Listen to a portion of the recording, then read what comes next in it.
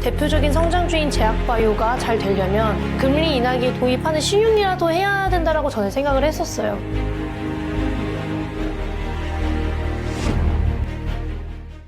이분이 나오시면 이제 곧 해가 바뀌는구나를 느낄 수 있습니다. 우리 김광석 교수님 오랜만에 뵙습니다. 안녕하십니까. 와주셔서 고맙습니다. 이번 책은 피벗의 시대 2025년 경제전망. 네. 피벗이네요. 피벗. 그렇습니다. 우선은 2025년은 좀 밝아집니까? 어두워집니까? 너무 좋은 질문 주셨는데요. 네. 제가 처음부터 이런 표현 좀 하겠습니다. 예. 실물 경제는 어렵고요. 자산시장, 자본시장은 좋습니다. 그러니까 이른바 The gap between Wall Street and Main Street.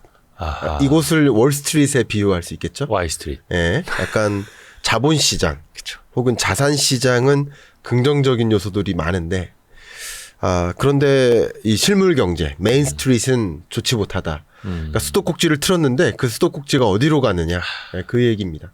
그래서 자본시장, 자산시장. 그래서 그런 면에서 이 경제적 여건의 변화가 바뀌는 걸 피벗이라고 하잖아요. 통화정책 기조가 바뀌는 방향전환인데 그 방향전환에 맞게 여러분의 포트폴리오를 관리한다든가 잘 대응하시는 것이 참 중요한 시점이라고 생각을 합니다.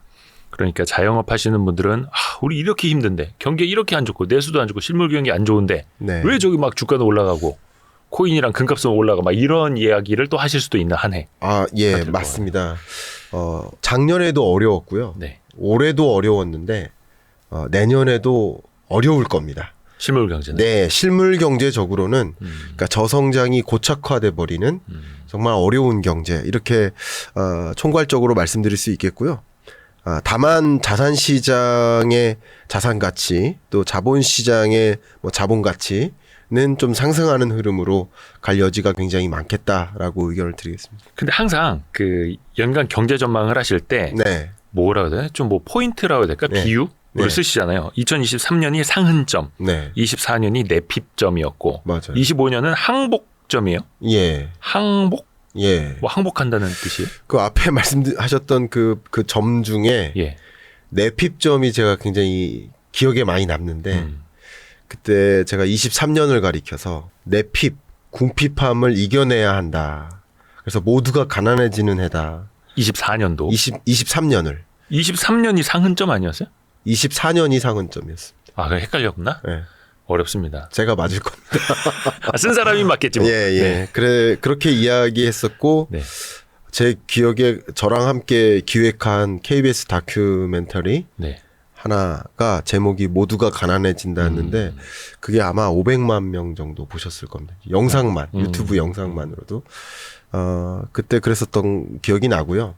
그 해를 이제 점으로 찍다 보면 제가 2050년까지 전망서를 내기로 했기 때문에 그러면 선이 되는 거죠. 점들을 이으면. 그래서 점으로 표현을 하려고 노력하는데 이 항복점은요.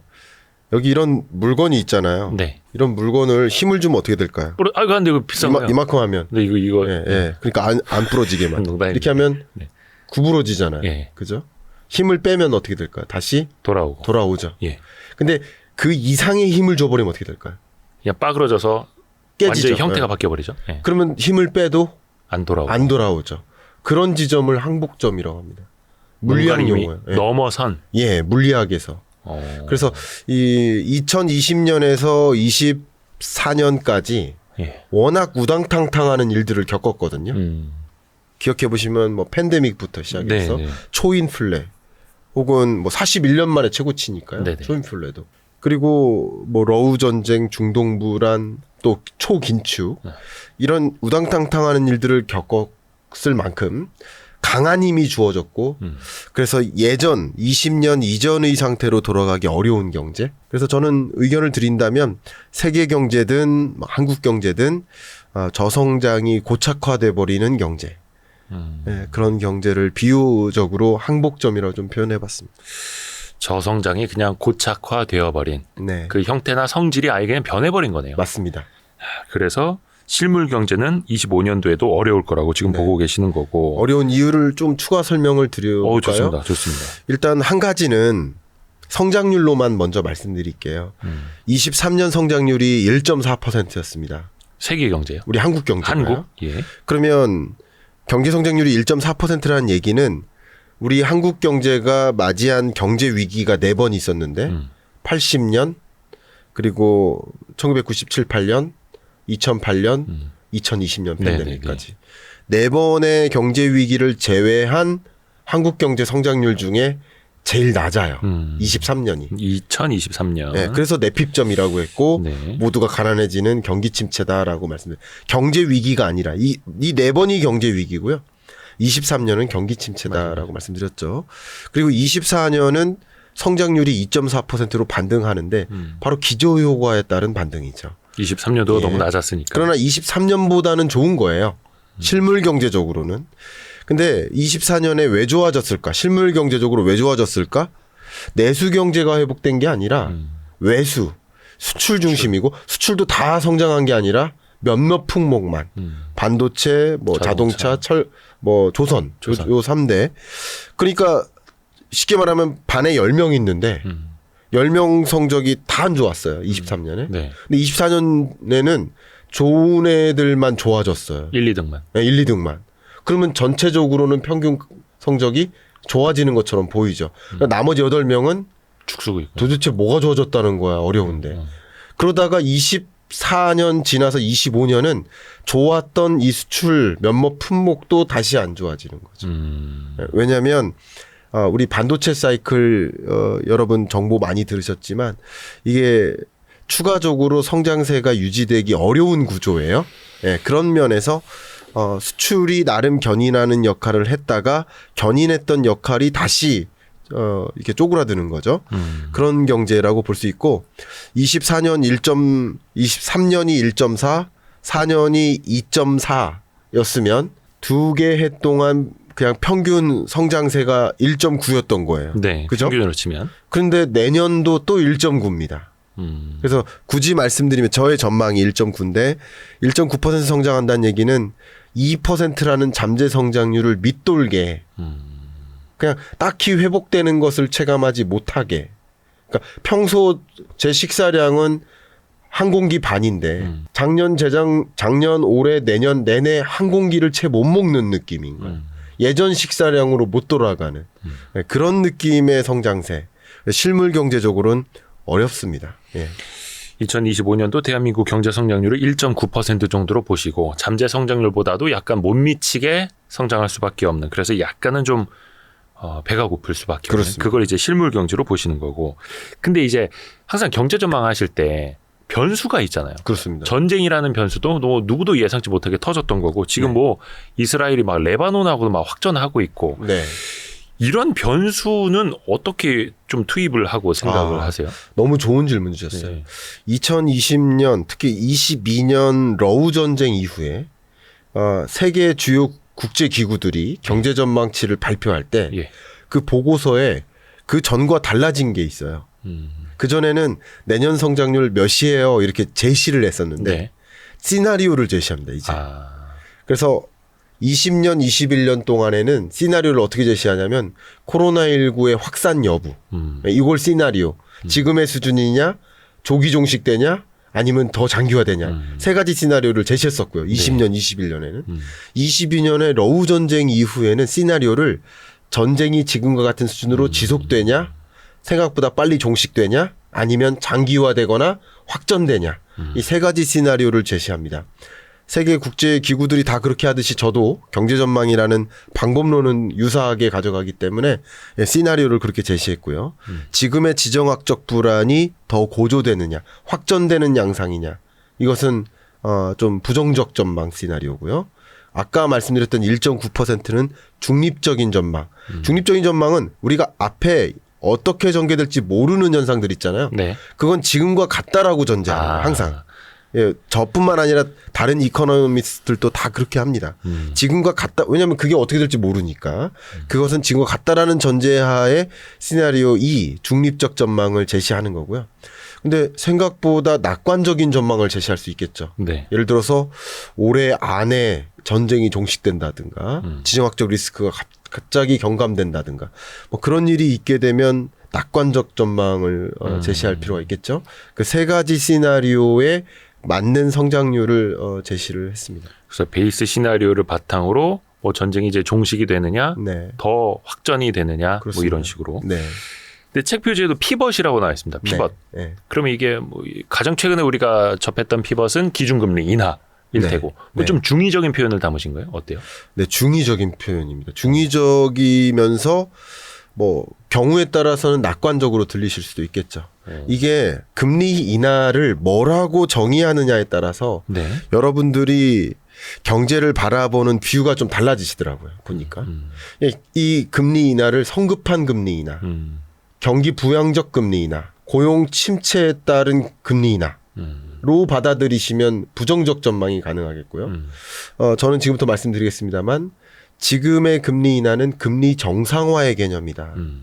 그러니까 높았던 금리를 이제 그 정도 제약적인 금리를 유지할 필요는 없다. 왜? 물가 안정을 위해서 금리 인상을 했는데 물가 안정 목표는 거의 이뤘기 때문에. 그죠?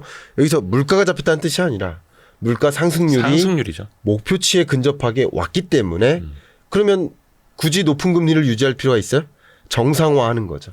그래서 제가 말씀드리면 미국보다 먼저 금리 인하한 나라들 생각해 보세요. 많죠. 영국 유럽, 먼저 했어요. 네. 유로존 먼저 2번 인하했습니다. 스위스, 네. 스웨덴, 그리고 뭐 그밖에 캐나다, 뭐 멕시코, 정말 많은 나라들이 왜 미국보다 먼저 금리 인하했을까? 물가 안정 목표 이뤘기 때문에 자국 경제 상황에 맞는 금리를 찾아서 이걸 중립금리라고 하죠. 네. 미국이 생각하는 중립금리를 찾아서 한국은행이 생각하는 한국의 중립금리를 찾아서 일본은 일본 나름대로 중립금리가 0.56%예요. 그 중립금리를 찾아서 금리를 변경시켜 오는 거죠. 적정금리를 찾아서.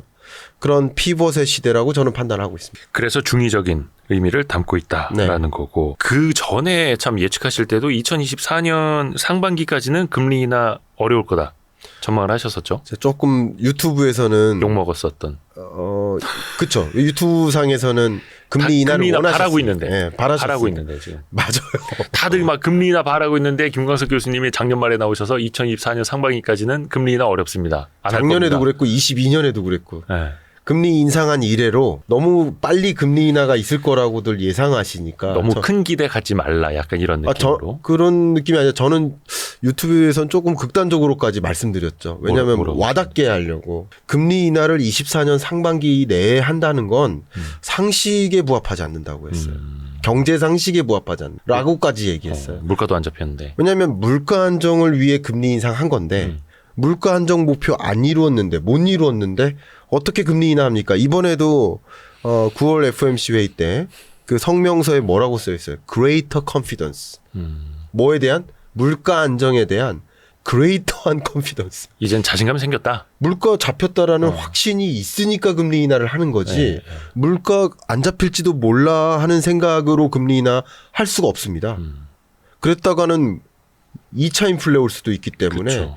또 추가적인 연준의 실패인 거예요. 그러니까 그런 것을 막기 위해서 금리 인하는 어려웠다라고 의견을 드려왔고요. 24년 하반기 끝자락에나 금리 인하가 가능하다고 전년서에 적혀 있죠. 전부터도 그렇게 나왔고. 그래서 미국은 9월에 이제 내렸고 네. 우리나라도 뭐 한 10월이나 12월이 있죠. 10월, 금통위가. 11월에 있습니다. 10월, 11월. 예. 그 즈음에 또 이제 내리게 될 테고. 네. 내년에는 어떻게 보세요? 이제 금리 인하를 얼마나 더 내릴 수 있을지 금리를. 이 피벗의 의미도 네. 어쩌면 종착점에 오지 않는다는 의미도 또 포함됩니다. 예. 그러니까 무슨 뜻이냐면 점에 오지 않는다. 금리를 인하할 때 네. 제가 의견을 드리면 미국이 생각하고 있는 지금의 적정 금리는 3% 정도 됩니다. 3에서 높게 잡으면 3.5. 물론 그 1년 정도 시간이 지나면서 나타나는 인커밍 데이터에 따라서 3.5가 될 수도 있고 3.0이 될 수도 있지만 네. 이 정도 범위로 금리를 정상화하는 목표를 갖고 있다라고 의견 드릴게요. 근데 한국은행 같은 경우는 2에서 2.5% 정도 사이로 보고 있습니다. 네. 근데 이 종점 금리라고 표현해 볼게요. 네. 이 종점 금리가 25년에 도래되진 않습니다. 26년까지 갑니다. 그렇게 저는 시나리오를 그리고 있고요.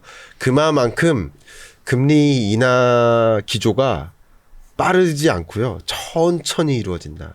서서히. 점진적으로. 그리고 그게 통상적인 통화 정책의 메커니즘에 어울립니다. 9월에 나온 FOMC 때 그 나온 점도표를 보더라도 그러니까 25년 말쯤에 돼서야 한 4%대 초중반? 네, 맞습니다. 뭐 요 정도 지키는 거고 26년도 말이 가야 한 3%대 초중반 이렇게 점도표가 그렇습니다. 찍혀 있고. 예. 그래서 우리의 기대만큼 막 이렇게 팍팍팍 내려가진 않을 것이다. 그러니까 역시 이것도 여러분들이 항상 제가 말씀드리는 게 예. 다 맞은 건 아닐 수도 있겠죠. 네. 그런데 아마도 굉장히 대대적으로 금리를 인하하거나 추가적인 빅컷을 단행하거나 그리고 짧은 시간 안에 뭐 제로 금리로까지 내려오거나 하는 것을 주장하시는 분들은 제 생각에 제가 그분들의 말씀을 들어본 적은 없지만 그것마저 해석을 해본다면 하드랜딩을 가정하시는 겁니다. 경제 위기급 강한 경기 침체 정도가 와야만 더 빨리. 그것에 대응하기 위해서 비상적인 금리 인하를 단행하는 것이죠. 예, 그렇게 저는 의견을 드리고요. 9월 FOMC 때 빅컷을 했던 건 굉장히 이례적이었다고 저도 판단하고 있습니다만 네. 비상적인 금리 인하는 아니었다라고 저는 생각을 합니다. 왜 이런 말씀을 드리냐면 일단 그린스펀 저 굉장히 좋아하는 네. 예, 전 연준 의장인데 이분이 1987년부터 연준 의장을 지내셨습니다. 2006년까지. 네. 20년. 그렇죠. 정말 네. 오래 하셨죠. 그러면 오해하신 거예요. 예. 근데 이분이 퇴직하시면서 남겼던 이 통화 정책의 메커니즘적인 교과서적인 표현을 남긴 게 뭐냐면 경제가 비상 상태가 아니라면 빅컷은 없다라고 이야기를 했어요. 이게 통화 정책의 통상적인 메커니즘이에요. 그렇죠. 그래서 베이비 스텝이라고 안 하고 베이비 스텝 룰이라고 하죠. 그게 원칙인 거예요. 통화 정책 기조의 전환은 천천히 점진적으로 하는 겁니다. 근데 왜 빅컷을 했는가라는 것에 대해서 비상적인 금리 인하가 아니었다라고 또 저는 회고를 한다면 네. 비상적인 금리 인하가 필요했다라고 한다면 정규 FMC 회의가 아닌 1년에 8번 있는 그런 회의 때가 아니라 긴급 소집 회의를 했을 거라는 거예요. 예를 들면 팬데믹 때처럼 그때도 그랬죠. 2008년 금융위기 때처럼 심지어 이번 주 목요일 날 FMC 회의가 있는데도 굳이 일요일 날 연방준비은행 총재급들을 12명 모아다가 금리 인하를 한 거잖아요. 굉장히 어려운 일이거든요. 어떻게 그렇죠. 보면. 그러니까 그 정도의 비상 상황이 전혀 아니다. 이렇게 해석을 하고 있습니다. 그러니까 또 반대로 만약에 빅컷을 넘어서서 자이언트 컷 이런 게 나오면 그거는 진짜 비상 사태가 선언이 되는 거나 마찬가지일 테고요. 추가적인 빅컷이나 자이언트 컷이 한 번 또 단행된다는 것은 굉장히 강력한 금융위기나 경제위기에 대한 우려감이 반영된 것이라고 해석할 수 있겠습니다. 그래서일까요? 사실 그 한 50bp 인하하기 전에 네. 거의 한 9월 초나 8월 말쯤 실제로 50bp 인하를 하면은 정말 큰일 날 것처럼 주식시장이 막 겁먹기도 했었잖아요. 맞아요. 그러니까 그게 좀 미리 또 반영이 됐었던 걸 수도 있겠네요. 그런 것도 반영이 네. 됐을 수 있겠죠. 상당히 이 빅컷에 이게 많은 분들이 이 질문을 저는 많이 주시더라고요. 네. 경제 위기 올 때마다 대대적인 금리 인하를 단행했었어요. 예. 그래서 과거의 시나리오를 보니까 금리 인하 때마다 경제 위기 왔다. 그러니까 역시 이번에 금리 인하하면 경제 위기 오거나 하드랜딩 면치 못한다. 이렇게 주장하시는 분들이 계세요. 근데 저는 이런 생각에는 반대 의견을 갖고 있어요. 제가 이렇게 비유적으로 말씀을 자주 드리는데 네. 비가 와요 오늘. 예. 뭐 준비하시겠습니까? 우산, 우산 준비. 장화, 예. 우비. 장화 우비까지. 네. 그럼 우산 장화 우비를 준비하면 예. 비가 옵니까? 그 인과관계는 예. 없죠. 네. 예, 그 얘기를 드리는 겁니다. 음. 경제 위기와 빅컷의 금리 인하는 항상 같이 찾아왔을 거예요. 근데 그 선후행 관계가 뭐냐예요.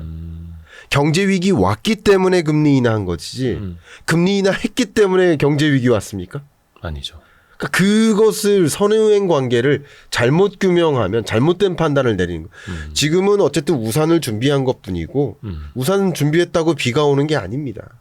그래서 특히나 이번 금리 인하는 지금까지는 경제 위기나 경기 침체의 시그널이 전혀 없었는데 전혀라기보다는 없었는데 냉각되고 있는 건 맞아요. 냉각되고 있는 건 맞지만 그게 정말 얼음물처럼 꽝꽝 얼어버리는 그래서 욕조에 도저히 못 들어가는 그런 상황까지는 아니에요. 미지근한 물까지 온 거예요. 욕조에 들어갈 만해요. 그런 상황까지 온 건데 앞으로 냉각될 수도 있으니 더 냉각될 수도 있으니 미리 선제적으로 금리 인하하자 하는 그런 의지도 일부분 반영된 것이고 그런 의미에서 차라리 7월에 베이비 컷하고 9월에 베이비 컷 했으면 좋았을 텐데 하는 해석도 충분히 가능한 네. 거죠. 그런 의미에서. 네. 근데 그 정도로 뭔가 위기급 상황은 아니었고 또 교수님 보시기에도 그 정도로 아직까지 늦었다라고 판단하기에도 지금은 이른 거고. 전혀 아닙니다. 네. 이게 전혀 아니라는 것을 제가 확신 있게 말씀드린 건 네. 어쨌든 그 나라 경제를 그 하나의 숫자로 보여주는 지표가 경제 성장률 아니겠습니까? 네. 그리고 그것을 후행적으로 자명하게 보여주는 지표가 실업률 아니겠습니까? 물론 이 영상을 보고 계신 분 중에 가끔 저는 미국 어디 사는데요. 여기 경제 위기예요. 라고 말씀하시는 분 계세요. 경제 너무 안 좋다고. 네, 말씀하시는 분 계세요. 그것은 죄송합니다만 any particular point예요. 제가 연준 의장의 표현을 쓰겠습니다.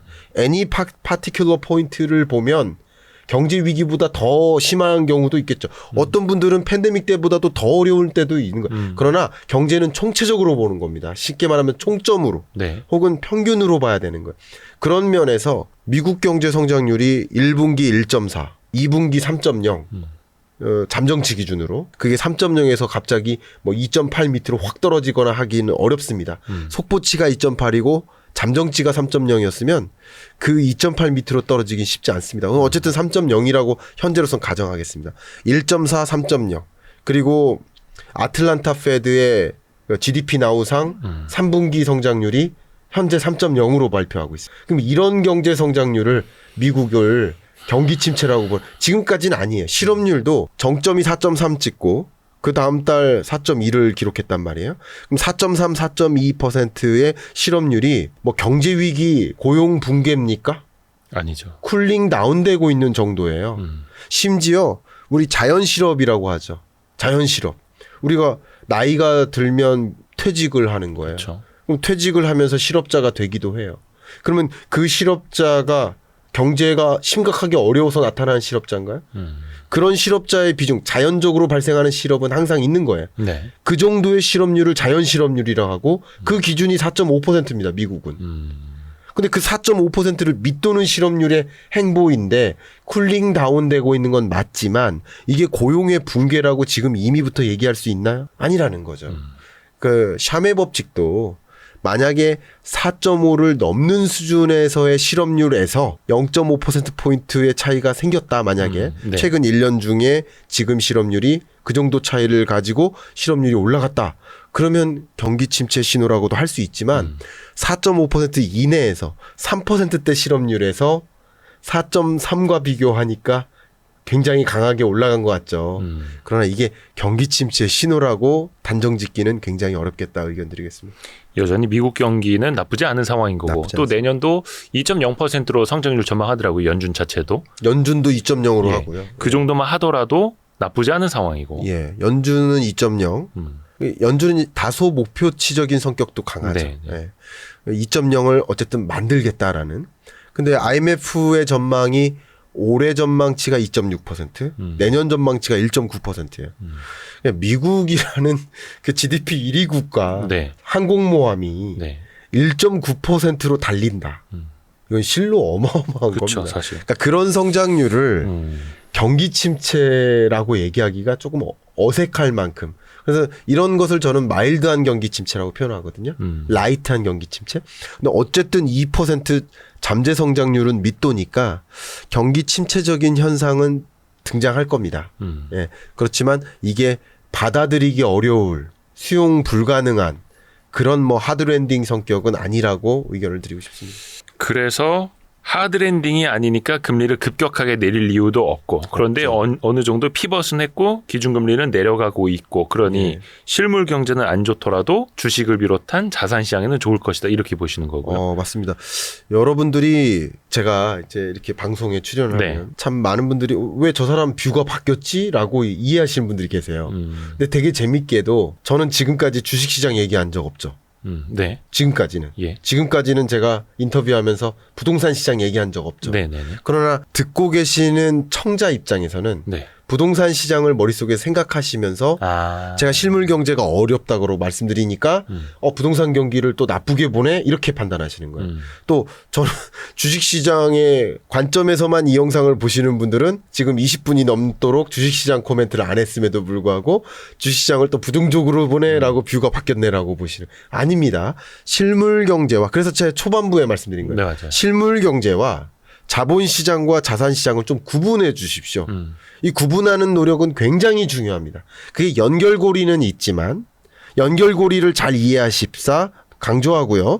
다만 이게 실물 경제가 자본시장이야라고 동치를 하면 안 됩니다. 동치하면 큰일 납니다. 완전 왜냐하면 다르죠. 2020년 팬데믹 때가 가장 대표적인 예 아니에요? 그렇죠. 실물 경제 우리나라 역성장했어요. 최악인데. 우리나라 IMF 외환위기 이후로 가장 안 좋은 성장률이었어요. 팬데믹 경제 위기인데 실물 경제가 좋을 리 있나요? 정말 힘들었죠. 근데 자본시장이 나빴나요? 뜨거웠죠. 부동산 시장이 나빴나요? 엄청 뜨거웠죠. 아니죠. 구분하셔야 돼요. 그래서 제가 이 책 전책 24년 전망서에는 하도 오해를 하시니까 그리고 제가 1시간 넘게 인터뷰를 하지만 그중에 예를 들어 5편으로 나간다고 쳐볼게요. 네네네. 그러면은 그중에 5편을 다 보시진 않아요. 그렇죠.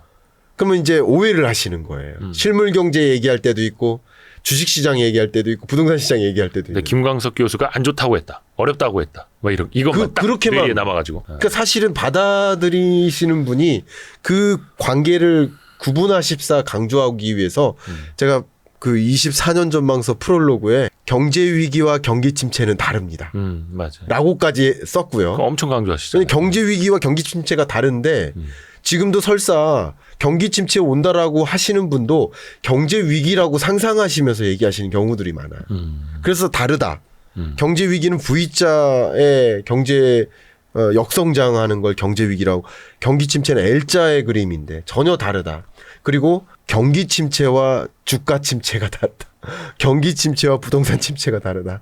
다른 걸 먼저 강조하고 그쵸. 의견을 드리겠습니다. 근데 사실 따지고 보면 코스피 코스닥이 어려워서 그렇지. 미국 증시는 뭐 사상 최고치 앞서가니 뒤서가니 계속합니다. 3대 지수가. 맞습니다. 그러니까 앞에서도 서두에서 말씀해 주신 것처럼 실물 경제 좀 더 어려워져도 자본시장 좋을 것이다. 딱 그거를 지금 이미 반영을 하고 있는 그런 그림 아닐까요? 그리고 뭐 상당 부분 반영하죠. 네.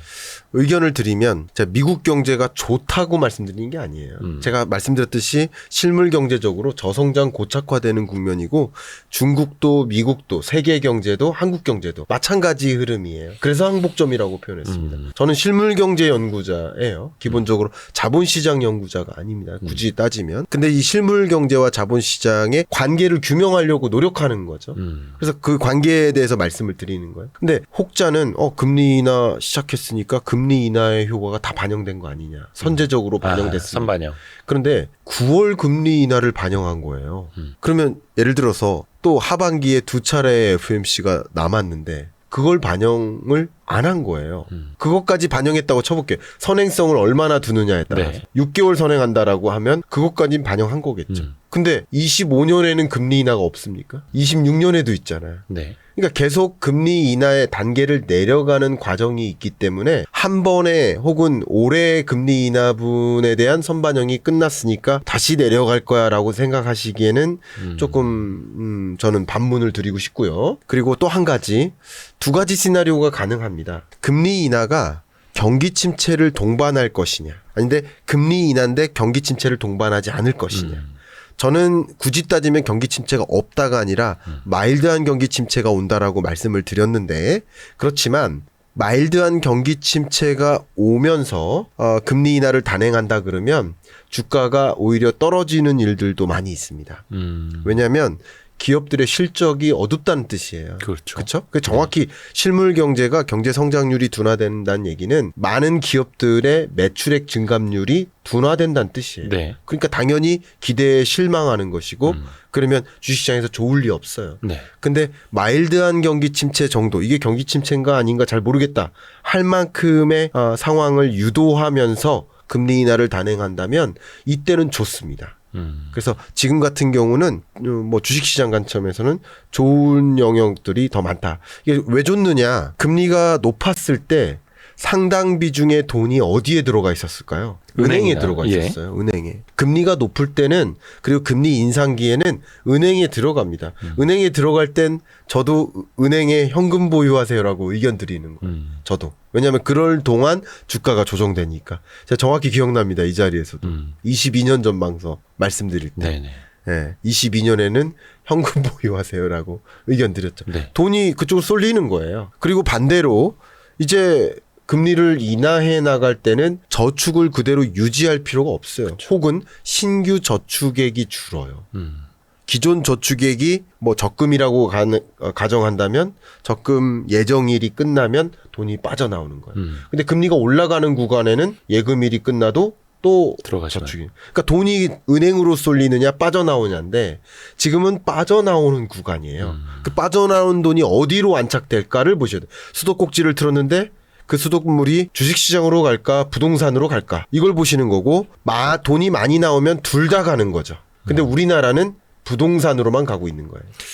그렇게 비유를 하겠습니다. 그렇죠. 네. 그 부동산은 저 뒷부분에 또 한번 따로 네. 질문을 좀 드릴게요. 해서 일단은 수도꼭지가 어느 정도 이제 틀어져 있는 그런 국면인 이제 것은 슬슬슬 트는 거죠. 맞고 잠깐 좀 일본 얘기를 좀 네. 해볼까요? 일본이 얼마 전에 또 한번 이제 BOJ를 열었는데 그 9월에는 동결을 했습니다. 네. 물론 이제 8월 초에 발언으로 추가로 금리를 인상하겠다고 했다가 이제 검은 월요일도 이제 때려 맞았었고 네.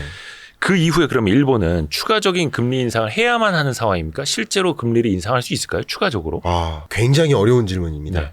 어쨌든 일본이 생각하는 중립금리는 0.5, 0.6% 정도 됩니다. 지금이 0.25니까. 그렇죠. 그렇습니다. 일본은 올려도 막 0.1 막 이렇게 올리죠. 그럴 수밖에 없죠. 네. 왜냐하면 일본은 여러분 다 아시다시피 잃어버린 30년을 겪었어요. 잃어버린 30년은 다른 표현으로 설명한다면 디플레이션인 거예요. 그러니까 30년 동안 임금이 안 오른 거예요. 그러니까 세계적으로 보면 일본만 가난해진 거예요. 그러니까 일본은 멈춰 있었다고 하지만 상대적으로 다른 나라들은 성장하고 있었으니까 일본만 상대적으로 가난해졌다라고 해석해 볼 수 있겠죠. 그런 디플레이션을 이겨내기 위해서 유동성을 계속 공급했죠. 그게 마이너스 금리였던 겁니다. 그 마이너스 금리를 오랫동안 8년 정도 지속하다 보니까 심지어 2020년을 잠깐 회고해 보면 팬데믹 경제 위기 상황에 네. 금리 인하를 못한 유일한 나라입니다. 왜? 총알이 없는 거예요. 그렇죠. 총이 있는데 총알이 없는 거예요. 그러니까 이제 총알을 장전하고 싶겠죠. 네. 어떤 위기 상황이 올 때 중앙은행은 중앙은행으로서 역할을 해야 되기 때문에 당연히 중앙은행은 생리상 적정금리 수준의 금리를 갖고 싶은 거예요. 그러니까 적정한 수준의 총알을 장전해 놓고 싶은 거예요. 그러니까 당연히 중립금리는 0.5% 정도를 향해서 금리를 인상하고 싶은 거예요. 일단 방향은. 그렇죠. 방향은 그렇습니다. 우리나라도 몇 %를 향해 인하하고 싶은 거예요. 다만 미국도 5.5에서 아까 3%를 향해 금리를 인하해 나가는 여정이라고 말씀드렸는데 근데 인하하는 여정에서 인하를 못하는 일이 있을 수 있어요. 2차 인플레가 발생하면 어떡해요? 네. 그럼 인하 못하는 거예요. 그러니까 그런 것처럼 일본도 네. 금리를 인상하고 싶은 의지는 있지만 인상했다가 다시 디플레 빠지면 어떡하지? 다시 잃어버린 30년 오면 어떡하지? 임금 상승률이 나름 올라가고 있는데 다시 떨어지면 어떡하지? 금리를 인상하다가 이제 일본의 기업들이 추가적으로 신규 투자를 아예 안 해버리면 그러면 고용이 또 심각하게 그렇죠. 위축. 그러니까 이렇게 될까봐 금리를 인상을 계속 이렇게 보는 겁니다. 네. 예, 예. 그래서 계속 데이터를 봐가면서 판단하는 신중한 입장이라고 볼 수 있습니다. 그래서 0.5%까지는 저는 솔직히 어렵다고 생각합니다. 쉽지 않다. 쉽지 않은 목표를 향해 가기는 갈 거다. 그래서 한두 차례의 추가 금리 인상은 가능하겠다. 물론 제가 모든 걸 견해를 의견 드릴 수는 없기 때문에 0.5%까지 갈 수도 있겠지만 가기가 상당히 어렵겠다. 그러나 우리가 우려하는 건 지금 주셨던 질문의 취지는 엔캐리 청산 나타나느냐 이거 아닙니까? 그 사실 이제 우리 입장에서 신경 쓰는 건 그거죠. 일본의 금리 인상 때문에 네. 금융시장 또 막 흔들려 버릴까 봐. 그렇죠. 충격받을까 봐. 그래서 그 부분을 답변 드리겠습니다. 예. 일본이 추가 금리 인상을 안 해도 엔캐리 청산은 일어날 수 있습니다. 그것과 무관하게. 어떤 신호만으로. 네, 신호만으로. 그리고 의견을 드린다면 FX 거래라고 하는데요. 개인 투자자들의 지금 외화 포지션을 계산해 보면 지금 현재 엔캐리 트레이드가 청산 절차로 지금 진행 중에는 있습니다. 진행 중에는 있는데 그게 급속한 정도는 전혀 아닌 거예요. 자, 그러면 어떻게 할 때 엔캐리 청산이 일어나느냐? 엔캐리 트레이드가 일어나는 것은 미국과 일본의 금리 차 때문에 일어나는 거예요. 네. 그러면 돈 빌려다가 여기다가 넣는 게 낫다. 아니면 있던 돈을 미국으로 갖고 있는 게 낫다. 미국 부동산 갖고 있는 게 낫다. 미국에 저축하는 게 낫다. 미국 주식이 낫다. 이런 식으로 움직이는 거예요. 엔캐리 트레이드가 일어났지만 엔캐리 청산 절차는 금리의 레벨 차가 아닙니다. 이거 중요한 얘기입니다. 네. 지금 역사적으로 엔캐리 청산 절차가 일어났던 것들을 조사를 해보면 금리 차 먼저 중요한 거 미국이 금리를 인하해도 목표하는 금리까지 내려온다 한들 3%입니다. 일본이 금리 인상을 다 한다 하더라도 종점에 다다를 그 시점 0.56입니다. 그러면 3.0과 0.5의 차이는 2.5%포인트 차예요. 엄청 큰 거죠, 그것도. 그럼 우리나라 최대치가 2%포인트 가지고 말이 많았는데 여전히 금리 차는 있어요. 그렇기 네. 때문에 추가적으로 엔캐리 트레이드도 일어날 수 있는 거예요. 네. 이해가시죠? 그 금리 차만 놓고 보면. 2.5%도 매력적인 거죠. 그러나 저는 이제 경제를 볼 때는 금리만 먼저 말씀드릴게요. 경제를 볼 때는 그 차이값이 중요한 게 아니라 변화의 여정이 중요하다. 어디서 어디로 변화하는지 그 변화를 보셔야 됩니다. 항상. 그 변화의 여정상은 엔캐리 청산이 일어날 여지가 훨씬 많습니다. 이해가시죠? 차이로만 보면 엔캐리 청산이 일어날 리가 없어요. 그렇죠. 그러나 이제 굳이 덜 매력적이네라고 생각할 때마다 청산 절차가 일어날 수 있어요. 근데 가장 중요한 청산 절차는 금리 차 때문에가 아니라 금리 차로 인해 나타나는 환율 때문입니다. 그렇죠, 그렇죠. 금리 차가 좁혀지면서 이게 좁혀지는 과정에서 이 외환 시장이 요동치는 거거든요. 항상 먼저 선반영되면서 요동쳐요. 그러니까 금리 차로는 당연히 엔화 강세가 나타날 수가 없죠. 차이값으로만 보면. 네. 근데 변화의 여정에서 엔화 강세가 나올 수 있는 거예요. 생각보다 엔화 강세가 나오네, 생각보다 달러 약세가 나오네, 라는 그런 것들이 환율의 모습이 나타날 때마다 청산 절차가 이루어져요. 그래서 금리 인하의 신호, 미국의 금리 인하 신호, 또 일본의 금리 인상의 신호, 혹은 금리 인상 액션, 미국의 금리 인하 액션, 이런 것들로 인해서 외환 시장의 급변동이 있으면 청산 절차가 좀 강해질 수 있습니다. 그렇죠. 이게 위험 요인 하나입니다. 높낮이보다는 그 방향, 네, 또 시장이 생각하는 속도, 그렇습니다. 또 이럴 수도 있고. 그러니까 앞서 주식시장, 자본시장은 나름 괜찮을 수 있다고 말씀드렸어요. 네네. 괜찮을 수는 있으나 한 번씩 골라갈 겁니다. 골라간다는 뜻은. 골라간다는 것은 엔캐리 청산에 대한 공포나 실제 엔캐리 청산 절차가 있을 때 그때 한번 골라갑니다. 하나가. 약간씩 좀 충격을 받을 수는 있다. 받을 수 있습니다. 예. 그러니까 굳이 따지면 굳이 비유 그 정도의 레벨은 아니겠지만 굳이 따지면 8월 5일과 같은. 그래서 세 가지 변수를 보셔야 됩니다. 그 세 가지 변수 중에 경제 위기에 대한 우려, 공포감. 네. 두 번째가 엔캐리 청산 혹은 엔캐리 청산 공포감. 네. 세 번째가 중국의 미국 국채 보유 규모 축소 절차가 가속화되는 공포감. 가속화 혹은 이게 제가 심리와 실제 현상을 구분해서 말씀드리는 게 실제 현상이 없다 하더라도 공포감은 있을 때가 많아요. 그게 먼저 반영을 해버리니까요, 시장에. 8월 5일이 바로 대표적인 거예요. 그렇죠. 청산 절차 일어나지도 않았어요. 그리고 미국 경기 침체 신호도 아니에요. 4.3%는 경기 침체 아니라고요. 근데 과잉 공포감으로 이미 무너졌잖아요. 중심화 10% 이상. 그래서 그 세 가지 요소가 실질적으로 일어날 때도 조정될 수 있지만 그것에 대한 과잉 공포감만으로도 일어날 수 있어요. 그쵸. 예를 들어볼까요? 제가 실업률이 장기적으로 분기별 실업률 평균치가 4.5 정도를 기록했다가 내려올 것으로 봅니다. 근데 재밌게도 우리가 지금 알고 있는 실업률은 지금 9월 말이잖아요. 네. 8월 실업률입니다. 과거 걸 보고 있는 거죠. 과거 걸 보고 있는 거예요. 근데 금리 인하에 따른 고용 시장에 미치는 영향은 아무리 빨라도 3개월이에요. 미래에 나타나는. 그러면 지금 보세요. 10월에 발표되는 고용 지표, 12월에 발표되는 고용 지표들은 네. 지금 금리 인하하고 상관없이 시장에 나타날 겁니다. 과거의 고금리 시절의 그렇죠. 고용 지표. 5.5%의 여파가. 그렇기 때문에 기본적으로 실업률이 4.3을 뚫고 올라가거나 하면 또 금리 인하 해도 말을 안 듣네. 그리고 그때 그 금리 인하는 분명히 경기 침체에 대한 반영이야. 이렇게 해석할 가능성이 높아져요. 여러분 그걸 골라가셔야 됩니다. 그러니까 진위 여부를 구분을 해야 구분하셔야 됩니다. 네, 그것을 좀 의견 드리겠습니다. 그렇죠. 그래서 사실 이제 경제가 또 자본시장이 더 어려운 이유가 그죠. 심리까지 이제 더해지고 네. 과잉 공포를 갖고 예. 또 과잉 확대 해석을 하고 또 앞서 나가고 또 그러다 한번 또 두드려 맞고 맞습니다. 이게 또 반복되고 있는 건데. 근데 너무 좋은 질문 주셨는데 저는 사실 제 채널에서 8월 5일 날 죄송합니다. 자랑스럽게 말씀드려서 죄송합니다만 네. 8월 5일 날 조정될 때 즉시 분석을 해드렸어요. 그러니까 이것은 과잉 공포감이다. 다시 말하면 이렇게 실업률이 4.3% 기록하고 주가가 그 다음 주 월요일 날 조정되는 현상은 일시적이라는 뜻이죠. 그러면 조정될 때 대응을 어떻게 할 수 있어요? 사야죠. 오히려 사는 거죠. 그러니까 결국 이게 과잉 공포감이라고 해석할 때의 나의 대응과 실제 경기 침체가 이제 시작되네라고 판단할 때의 나의 의사결정은 완전히 다르죠. 그렇죠. 그러니까 제가 말씀드리는 겁니다.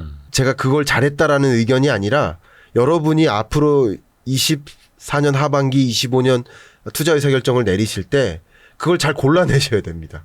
예, 공포감이냐 아니냐. 근데 저의 의견은 나타나는 공포감을 가져올 만한 요소들은 많이 있다. 아까 말씀드린 이 세 가지 부분에 있어서. 다만 실질적으로 그것들이 뭐 경기의 하드랜딩으로 가지는 않는다라는 의견을 계속 드리는 겁니다. 그 말씀해 주신 세 가지가 경제 위기 우려, 그렇죠. 또 엔키리 청산 공포, 예. 또 하나가 중국의 국채 보유 규모 축소. 그러니까 미국 국채를 그렇죠. 중국이 던져버릴까 이거였는데 이미 던지고는 있거든요. 그러니까 과거에도 지금 한 장기적으로 계속해서 중국이 보유하고 있는 미국 국채를 좀 줄이고 있다면서요. 네. 그러면 그게 지금 시장에서도 지금 나타나고 있는 금리에 또 반영이 되고 있는 걸까요? 참 이거는 제가 해석을 하는 겁니다. 예. 해석적인 의견을 드리겠습니다. 중국이 미국 국채 보유 규모를 축소해온 건 꽤 오래됐습니다. 올해 내내 그랬습니다. 네. 그러면 국채 보유 규모 축소에도 불구하고 미국 주가는 계속 신고가를 찍잖아요. 네. 그러니까 국채 보유 축소는 미국의 주식시장의 긍정적인 요소는 아닐 거예요. 네. 근데 왜 계속 신고가를 찍을까요? 의외로 주식시장은 국채 보유 규모 축소에 흔들리는 게 아니라 그것에 따른 공포감에 흔들리는 거예요. 저의 판단입니다. 네. 제 해석이 틀릴 수도 있겠습니다만 저는 그렇게 판단하고 있습니다. 그래서 예를 들면 미국이 B컷의 금리 인하를 하거나 또 중국이 금리를 추가적으로 인하하거나 네. 추가적으로 인하할 여지도 있습니다. 그럴 상황에 국채 보유 규모 축소가 좀 급속하게 전개되면 그러니까 엔캐리 청산도 사실은 무서운 게 급속한 청산이에요. 완만한 청산은 그렇게 무서운 건 아니에요. 무섭긴 무섭지만 네. 그러니까 결국 그런 급속한 청산 절차 비슷한 성격이죠. 자금의 성격은 다르지만 뭐 중국은 외환 보유고의 성격이고 우리 엔캐리는 주로 개인 투자자적인 성격이니까 좀 차이가 있지만 어쨌든 피벗의 시대에 나타날 만한 과잉 공포감을 가질 만한 요소들이에요. 저는 그럴 때 한 번씩 주가의 조정이 있을 것이라 생각되고 저는 의외로 이 세 가지 요소가 같이 따라다닐 거라 생각합니다. 그러니까 8월 5일이 대표적인 예지만 네. 경기 침체 공포, 엔캐리 청산 공포 이게 같이 따라다니는 거거든요. 그러니까 그게 특히 금리 인하에 대한 뭐 과격한 뭐 금리 인하를 할 거다라는 그런 어떤 공포감을 가질 때 같이 따라다닐 거라고 생각합니다. 그래서 그런 요소들이 같이 따라다니기 때문에 조정될 때는 또 큰 폭으로 조정될 수 있을 여지가 있다고 봅니다. 그런데 그것의 본질, 이게 본질적으로 그럼 진짜 경제 위기에 빠질 것이냐, 네. 엔캐리 청산이 급격하게 이루어질 것이냐, 중국이 미국 국채 청산을 더 빠르게 막 이렇게 내던질 것이냐를 또 봐야 되는데, 그럼요. 예. 그때 또 이건 또 어렵습니다. 포인트가. 그때 나타나는 그 현상들을 또 분석을 또 해야 되지 않습니까? 네. 근데 그 급격한 예를 들어서 엔캐리 청산으로 급격한 청산 절차가 일어날 거라고 한다면 가장 첫 번째로 우리가 눈여겨봐야 될 게 물론 환율이지만 네. 그 환율에 영향을 미치는 것은 주로 B컷에 대한 의견, B컷에 대한 가능성을 높게 판단할 때 네. 혹은 B컷의 의사결정을 내릴 때 혹은 일본도 갑자기 금리 인상을 단행할 때 이럴 때 그런 외환 변동성이 나올 수 있죠. 그러니까 그런 게 신호라고 볼 수 있겠습니다. 그러면 이제 본질적으로 이제 근본적으로 이제 따져 들어가려면 중국이 미국채 보유를 이제 줄이고 있는 미국채를 파는 이유를 살펴봐야 되잖아요. 그러니까 어떤 G2 간의 갈등 때문에 너네도 한번 좀 맛 좀 봐라 막 이런 느낌인지 아니면 뭐 포트폴리오 리밸런싱 측면인지 이건 어떻게 봐야 됩니까? 저는 둘 다 있다고 생각합니다. 그러니까 쉽게 말하면 중국으로서는 경제적 요인도 있고요. 두 번째는 정치적 요인도 있다고 생각합니다. 물론 경제적 요인이라는 관점에서는 22년 이래로 미국이 긴축 기조로 간 이래로 중국은 계속 완화적으로 갔거든요. 네네. 부동산 경기 침체나 내수 경기 침체 때문에. 그러니까 당연히 우리나라만 미국과 금리 격차가 벌어진 게 아니라 중국은 금리를 오히려 인하만 했으니까. 그쵸. 얼마나 격차가 일본도 마찬가지. 그러니까 그런 동안에 슈퍼 강달러 현상이 나왔던 거고요. 네. 그것에 대응하기 위해서 미 국채를 팔았던 거예요. 예. 그러니까 그 경제적인 요인도 분명히 작동합니다. 그리고 두 번째는 앞으로 미국이 금리를 인하한다라고 한다면 결과적으로는 국채 금리가 장기적으로 추세적으로 떨어지는 흐름으로 가겠죠. 네. 쉽게 말하면 국채 가격이 높아지는 흐름으로 가겠죠. 그럼 미국 국채가 매력적일까요? 아니죠. 어느 정도 선까지를 그렇죠. 봐야겠죠. 그 예. 매력 이제 추가로 매수할 만한 그 매력도는 떨어지는 거예요. 네. 매도할 이유는 생기지만. 차익 실현. 그렇죠. 차익 실현 때문에. 그렇기 때문에 경제적인 이유에서도 미 국채 보유 규모를 줄여나가는 현상이 있다고 해석을 합니다. 첫 번째. 두 번째, 정치, 외교 정치적으로도 충분히 이유가 있다고 생각합니다. 가장 대표적인 게 러시아 우크라이나 전쟁 때 러시아에 대해서 경제 제재를 가하는데 첫 번째 제재는 실물 경제적 제재. 네. 러시아의 천연가스 갖다 쓰지 마. 그죠? 천연가스 말고도 밀, 콩, 옥수수, 뭐 수산물 뭐 이런 거 다 갖다 쓰지 마. 하면서 유럽이나 다른 나라에 공급 못하게 했었죠. 네. 근데 그런데도 잘 작동이 안 됐었어요. 대체 국가로 공급이 됐었단 말이에요. 그쵸, 중국, 인도 같이. 딴 데가 사주니까. 그러니까 이건 안 되겠다 해서 그 다음 도입한 제재가 금융제재. 네네. 예, 스위프트망에서 러시아를 배제시키는. 그러니까 이것은 영향을 미친 거예요. 근데 그것을 중국이 봤거든요. 중국이 보면서 중국이 앞으로 미중 패권 전쟁은 어쩌면 영원할 수도 있는데 또 누가 당선될지도 모르는데 지금 그럼 어떤 식으로 전쟁이 펼쳐질지 모르는데 우리 중국한테 나쁘게 해서는 그 스위프트망 배제 조치를 극단적인 경우 이건 극단적인 경우입니다. 네. 그러니까 상당히 자기도 스크래치를 안고 스위프트망에서 배제하는 거예요. 미국도. 그러니까 국제은행 간 결제망에서 그렇죠. 빼버린다. 네. 그렇습니다. 그러면 거기서 빼버리는 것은 미국도 좀 스크래치를 얻는 거예요. 그러니까 권투하는데 상대방을 넉다운 시키겠지만 나도 한 방 먹고 맞으세요. 해야만 하는 거니까 이게 극단적으로 예를 들어서 일단 가드 내리고 공격 들어갈 수밖에 없네 이거네요. 네. 정확합니다. 네. 그래서 예를 들면 타이완 해협에 네. 항공모함이 출동해서 군사적인 어떤 긴장감이 도는 수준으로 네네네. 까지 가면 스위프트망 배제도 가능하죠. 근데 그만큼 단행하기 쉽진 않은데 그쵸. 중국으로서는 그런 것도 상정을 해야 되겠죠. 거기는 이제 완전 끝까지 가는 거니까. 그렇죠. 그러니까 중국은 이 외환 보유액에서 미 달러에 대한 의존도를 줄여나가는 뭐 그러기 위해서 브릭스끼리는 우리끼리 무역 결제하자. 우리나라 통화로 루블화로 헤알화로 위안화로 무역 결제하자 하는 움직임을 최대한 해온 것도 그런 겁니다. 그게 잘 안 먹혀오긴 했지만 그래서 그것에 대한 대응도 해야 되니까 한 거고요. 그리고 또 한 가지는 외환 보유액이 줄어든 건 아니거든요. 중국의 외환 보유액이 줄어든 게 아니라 거기서 달러 포지션이 줄어든 거예요. 대신 그걸 대체한 게 있겠죠. 아하. 그게 금입니다. 아하. 금 포지션을 계속 늘려나가는 것은 이건 또 경제적 이유도 있다고 봅니다. 무슨 뜻이냐면 지정학적 리스크가 고조되면 고조될수록 지정학적 리스크가 해결되지 않으면 않을수록 금 가격은 올라가거든요. 중국이 또 이제 금을 선호하면서 달러 대신. 그렇죠. 그러니까 금 가격이 올라가는 거예요. 왜냐하면 가장 대표적인 안전자산이니까요. 달러도 안전자산이지만 그래서 외환 보유액을 안전자산의 형태로 갖고 있는 거예요. 우리나라도. 달러, 외환 포지션, 금. 다 안전자산 성격이에요. 그 안전자산의 형태로 갖고 있는데 경제적으로는 봤을 때 이제 강달러 끝나는 거네. 국채금리 떨어지겠네. 국채가격 올라가겠네. 대신 지정학적 불안은 올라가겠네. 하는 것도 고려해서 경제적인 의사결정도 내린 것이라고 저는 생각합니다. 그러니까 어느 한 가지만 가지고 판단한 것이라기보다는 두 가지가 맞물렸을 거라고 생각하는데 그러면 이런 관점에서 미국이 대대적으로 금리를 인하한다 만약에 그러면 아무래도 강달러 기조는 조금 꺾일 수 있겠죠.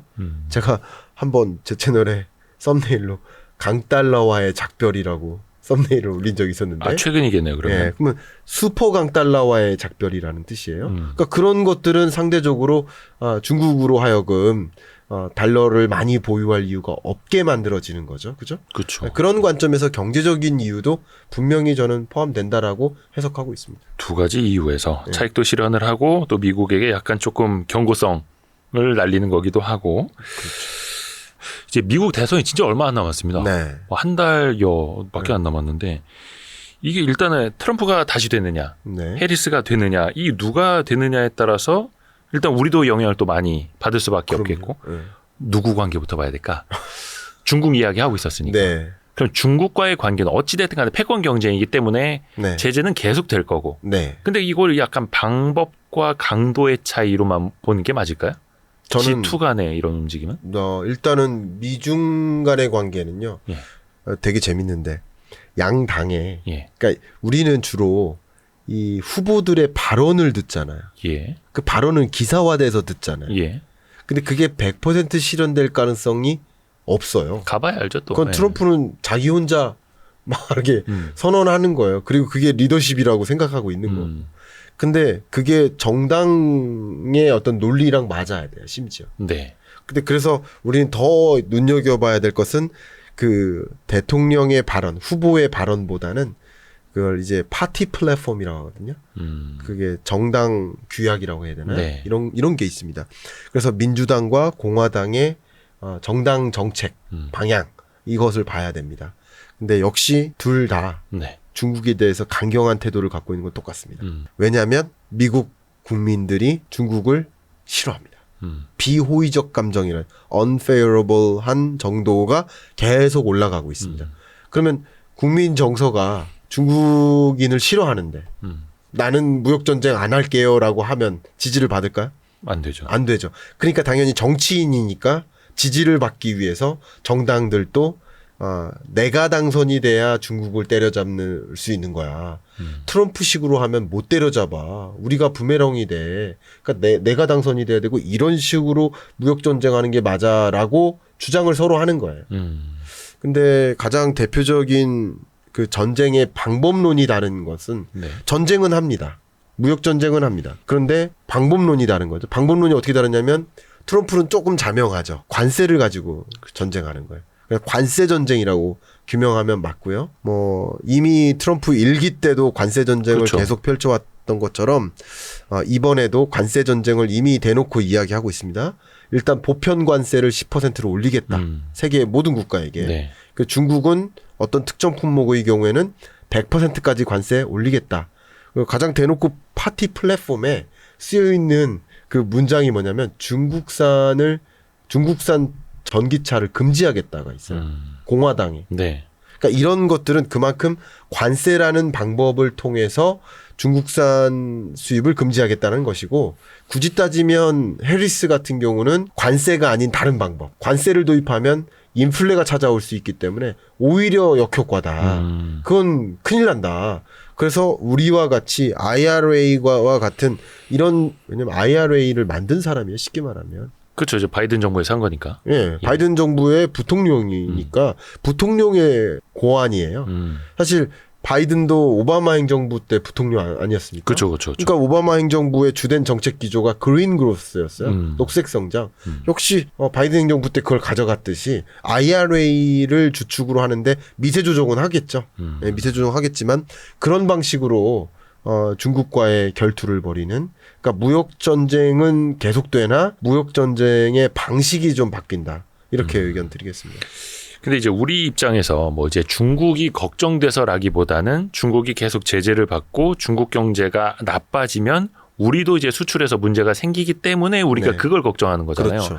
그러면은 예를 들어서 관세 더 높여버리고 자유무역이 더 안 되고 막 이런 식으로 가면은 우리도 또 피해를 볼 텐데 차라리 그러면은 우리 수출 입장에서는 네. 해리스가 되는 게 그나마 더 나을까요? 어떻게 보세요? 누가 되는 게 나은 겁니까? 야, 우리 입장에서? 이거는 정말 전문가마다 예, 의견이 다르죠. 분분하더라고요. 그래서 저도 지난 주말에 전문가 4명이랑 이야기를 토론을 하셨어요, 했네, 이걸로? 토론을 했는데 반반으로 나뉘더라고요. 그래서 제가 뭐가 맞다라고 주장하는 건 아니고요. 예.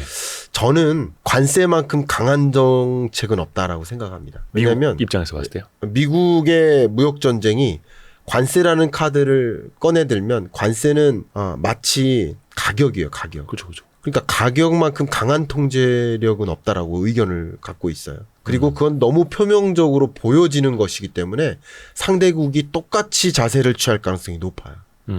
그래서 관세를 얘가 올리면 얘도 올리고, 그러니까 유럽에 취하면 유럽에도 올리고, 우리나라에 취하면 우리나라는 가장 천천히 움직이는 나라 중에 하나겠지만 눈치 보다가 이렇게. 다 올리니까 우리도 올릴 수밖에 없는. 왜냐하면 자국의 산업을 잃어요. 그렇죠. 아니 왜냐면 이게 가격 경쟁력이 확 떨어져 버리는 거니까. 그럼요. 그래서 이제 보복의 보복. 그렇죠. 이에는 이 눈에는 눈이. 근데 이제 미국 입장에서 보면은 관세를 높인다는 것 자체가 자국의 물가 상승률하고 직결이 또 되잖아요. 그러니까 트럼프는 관세를 올려서 물가 상승세를 만들 수는 있겠지만 우리는 대신 석유를 정말 많이 시추하고 생산해서 석유 가격을 떨어뜨릴 수 있다. 그렇죠. 대신 석유 가격이 떨어져도 신규 석유 관련 회사들은 그동안에 시추했던 양하고 생산량하고 일일 생산량 기준으로 지금 미국이 제일 높아요. 그렇죠. 근데 그 일일 생산량을 더 많이 올린다. 국제 유가는 좀 하향 안정화될 여지가 있겠죠. 근데 그렇게 해서 시장 점유율을 좀 넓혀보겠다. 뭐 이런 구조니까 그게 좀 상쇄하지 않겠느냐라는 트럼프는 것이. 이제 그걸로 이제 믿는 구석이 있는 그렇죠. 거죠. 전통적인 에너지로. 네, 그렇습니다.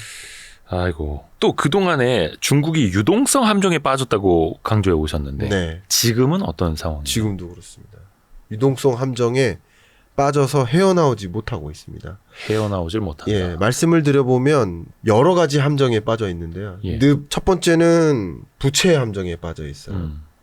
두 번째는 소위 디플레이션의 늪에 빠져 있어요. 소용돌이죠. 디플레이셔너리 스파이럴이라고 표현하는데 비슷한 개념입니다. 디플레이션. 세 번째는 부동산 경기 침체에 빠져 있어요. 네 번째는 내수 경기 침체에 빠져 있어요. 이런 것들을 해결하기 위해서 적극적으로 유동성을 공급해 왔어요. 네. 세계적으로 지금까지 금리를 인하하고 유동성을 공급하는 유일한 나라가 중국입니다. 그렇죠. 일본마저도 선회했는데. 예. 그러니까 유동성을 공급했는데도 이 네 가지 문제가 해결되지 않아요, 지금. 그러니까 유동성 함정인 거죠. 이 부분을 좀 추가적으로 설명드리면 첫 번째, 부채 함정에 빠졌다고 했는데 네. 여러분 아마 지금쯤에 다 알고 계시는 이야기일 겁니다. 전체 부채 중에서 숨겨진 부채가 있죠. 그 숨겨진 부채를 주로 중앙정부 부채가 있고 지방정부 부채가 있는데 지방정부 부채는 LGFB라는 이런 플랫폼을 이용해서 인프라 사업을 하는 거예요. 네. 그러면 예를 들어서 제가 지자체예요. 그러면 LGFB 하나를 만들어요. 그래서 은행한테 야 나 믿지? 여기에 대출해줘. 그럼 대출받은 돈을 가지고 인프라를 막 건설해요. 근데 그게 왜 중요하냐면요. 중국은 되게 재밌게도 정부가 발표하는 경제 성장률이 전망치가 아니에요. 목표치예요. 그렇죠. 그럼 그 목표치를 이루기 위해 중앙정부는 이만큼, 각 지방정부는 이만큼 간단합니다. 할당이에요. 네. 너 작년 인프라 이만큼 만들었지. 여기서 3%, 5% 더 인프라를 만들어. 채워라. 그렇죠. 그러면 성장률이 나오는 거예요. 네네네. 그걸 써마니까. 네네. 그러니까 채워라는 식으로 LGFB 만들고 채워라. 돈 빌려줘. 이렇게 했던 거예요. 근데 지금은 그걸 인프라를 다리 짓고 도로 넓히고 해도 수익성이 안 나와요. 안 나오니까 지금 부채 함정에 빠진 게 부채를 늘려서 인프라를 지어왔는데 그걸로 경제성장을 나름 이루어왔는데 이제는 수익성이 안 나와서 돈을 못 갚게 되는 거예요. 그럼 금융불안이 생기죠. 그렇죠. 건설사들은 돈을 못 받죠. 돈을 못 돌려주죠. 그러면 구조조정되죠. 이런 상황에 놓인 거예요. 그래서 이 부채의 함정인 거고요. 두 번째는 앞에 말씀드렸던 것처럼 디플레이션의 늪인데 네. 중국 생산자 물가 상승률이 22년 중반 이후로 계속 많이 났습니다. 생산자 물가는 소비자 물가의 선행 지표격이니까. 그렇죠. 그러면 소비자 물가 상승률은 지금 마이너스도 몇 차례 기록을 했는데 계속 0%대예요.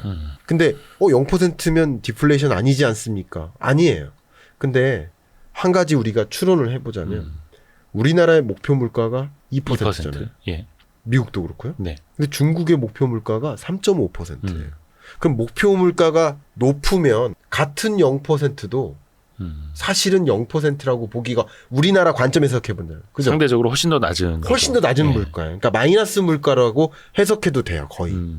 그렇기 때문에 이번에 IMF가 중국 보고서를 냈는데 그 중국 보고서의 첫 페이지에 있는 그 첫 소주제가 Deflation Vulnerability예요. 디플레이션 취약국이라고 네네네. 쓴 거예요. 그만큼 디플레이션 현상에 놓여 있고 디플레이션 현상에 놓여 있으니까 마치 잃어버린 30년을 겪은 일본의 모습을 먼저 들어가는 거예요.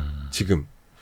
그러면 중국 경제가 디플레이션 현상이고 그렇게 된 또 배경 중에 하나가 부동산 침체겠. 그래서 부동산 침체. 그리고 내수 침체. 정말 내수 침체는 나름 수출 때문에 5% 수준의 성장률을 유지하는 모습이긴 하지만 지금 내수 경기가 소비자 신뢰 지수가 급감해서 안 올라오고 있고요. 그리고 더군다나 저축률을 계속 올리고 있어요. 근데 금리를 인하하는데도 저축률을 올린다는 거는 그만큼 미래에 대한 불확실성을 높게 평가하는 거예요. 중국의 인민이라고 표현하는 게 맞겠죠? 네, 못 믿겠다, 자신 없다 이런 거. 그렇죠. 그러니까 계속 소비를 안 하고 저축하고 있는 거예요. 그리고 그마저도 또 한 가지가 해외 직접 투자가 유출되고 있습니다.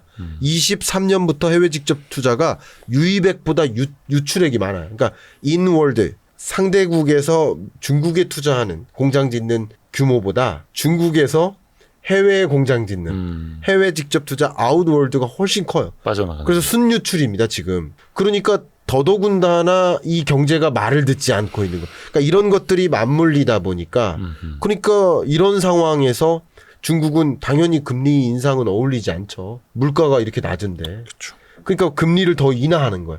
그런데도 말을 듣지 않는 거야. 근데 유동성과 같은 통화 정책뿐만 아니라 재정 정책도 굉장히 확장적으로 극단적으로 해오고 있거든요. 이럴 상황, 이렇게 어려운 상황일 때마다 중국이 도입하고 있는 그 재정 정책 관점의 카드가 있어요. 그걸 이구환신이라고 해요. 소비해라. 예. 지금 내구재 바꿔라. 자동차나 냉장고, 가전 TV. 예. 지금 바꾸면 보조금 줄. 그런데도 지금 소비가 안 일어나고 있어요. 그만큼 유동성 함정에 빠진 것이다. 이런 여러 가지 것들이 맞물려 있는데 아무리 확장적 재정정책, 완화적 통화정책을 가동해도 지금 가동이 안 돼요. 그래서 저는 유동성 함정에 빠졌다라고 의견 드리고요. 이거는 질문을 안 주셔도 이 말씀은 꼭 드리고 싶은데 네. 그렇다고 저는 중국 경제가 망한다라고 해석하진 않습니다. 망하는 게 아닙니다. 저성장 고착화되고 있는 겁니다. 왜냐하면 지금까지 드렸던 이야기는 중국 경제의 굉장히 안 좋은 부분만 집중적으로 말씀드린 거예요. 좋은 부분이 있느냐? 좋은 부분은 또 되게 좋아요. 그게 뭐냐면 좋은 게 뭐예요? 구경제와 신경제를 나눠야 됩니다. 지금까지 말씀드렸던 게 다 구경제적인 측면이에요. 근데 신경제만 또 논해보면 이만큼 강한 나라가 없는 거예요. 예를 들면 AI 그렇죠. 선도하죠. 안면인식 기술 선도하죠. 로봇도 그렇고. 로봇, 전기차, 예. 배터리 지금 많이 와 있죠. 글로벌 시장으로 진입해 와 있죠. 침투하고 있습니다. 그리고 재생에너지, 풍력, 태양광 이런 근데 지금 잠깐 거론했던 이런 산업들이 미래 산업이에요, 구산업이에요. 진짜 신경제죠. 신경제 미래 산업이잖아요. 예. 근데 이쪽은 또 중국이 다른 나라를 과잉 생산으로 압박하고까지 있잖아요. 우리나라에도 25년에 중국산 전기차 보급하려고 SUV 전기차를 한 2,500만 원 선으로 공급하기 위해서 이제 들어온다 하더라고요. 지금 유통망 깔고 있습니다. 예. 25년에 매매가 이루어집니다. 지금 막 AS 센터 막 이렇게 물색하고 있고. 맞습니다. 그런데 이런 와중에 가끔 여러분들 중에 무슨 중국산 전기차를 누가 타? 그 누가 타냐? 이렇게 하시잖아요. 목숨 걸고 타냐 말이야. 예. 그렇지 않습니다. 의외로 그게 테스트베드를 거쳐서 안정적이라고 평가하고 이미 우리는 중국산 전기버스를 타고 다닙니다. 그러니까. 중국산 지금 트럭과 그 그러니까요. 뭐 봉고라고 해야 되나? 승합차 많이 돌아다니고 그러니까. 있고요. 그리고 또 한 가지는 프리미엄 전기차만 선호한다. 이렇게 자꾸 말씀하시는데 여러분 이 5천만 국민은 그 소득 수준별로 혹은 자산 규모별로 또 업계 유형별로 다양한 생태계를 갖고 있습니다. 가장 먼저 이것을 도입하는 영역은 영세 자영업자들이라고 저는 생각합니다. 그렇죠. 영세 자영업자들은 특히 배달용이나 물류용 트럭이나 이런 걸 필요로 하거든요. 이미 저기 다마스가 단종이 돼가지고 중국 트럭, 중국 그렇습니다. 그 승합차 사시는 거잖아요. 그 얘기입니다. 그러니까 이게 침투되는 거예요. 그거부터 침투되는 거예요. 제가 중국산 전기차를 우수하게 평가하는 게 아니라 그러니까. 저가 전략으로서 충분히 침투할 능력이 있다라는 거예요. 그래서 중국은 이제 구경제와 신경제를 나눠서 봐야 하는 거고. 나눠서 봐야 돼요. 전체적인 평균은 안 좋지만 네. 신경제들은 확실히 뜨고 있고 이것으로 또 해외를 또 침투할 수 있는 그렇죠. 그런 또 무서운 측면이 또 있는 저는 거니까. 항상 의견 드릴 때는 그냥 경제 성장률로 보셨으면 좋겠다. 올해 5% 성장할 것으로 IMF가 전망하고 있고, 뭐 중국도 목표로 하고 있고. 예? 내년 4.5% 전망치인데 예.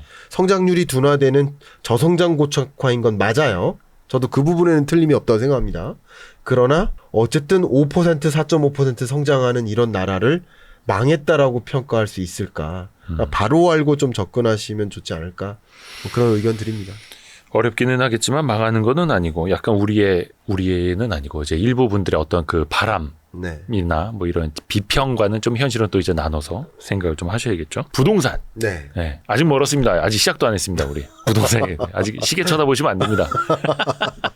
왜냐하면 네. 김광석 교수님이 작년에 나오셔서 네. 부동산 시장 그 다음에 그러니까 24년도를 보신 거였죠. 네. 뭐 서울 집값 이제 오를 수밖에 없다 말씀하셨을 때 악플이 많이 달렸었습니다. 왜냐하면 그때 이제 집값이 안 좋을 시기였으니까 네. 내려가고 있고 기억합니다. 막 다 안 좋을 거라 보는데 저 양반이 무슨 뭐 이제 막 돈이 뭐 풀리는 만큼 뭐 물가 오르는 만큼 집값 오를 수밖에 없다 말해서 악플이 좀 달렸거든요. 네. 괜찮습니다. 일단 그럼 안 괜찮습니다. 악플 달지 마세요.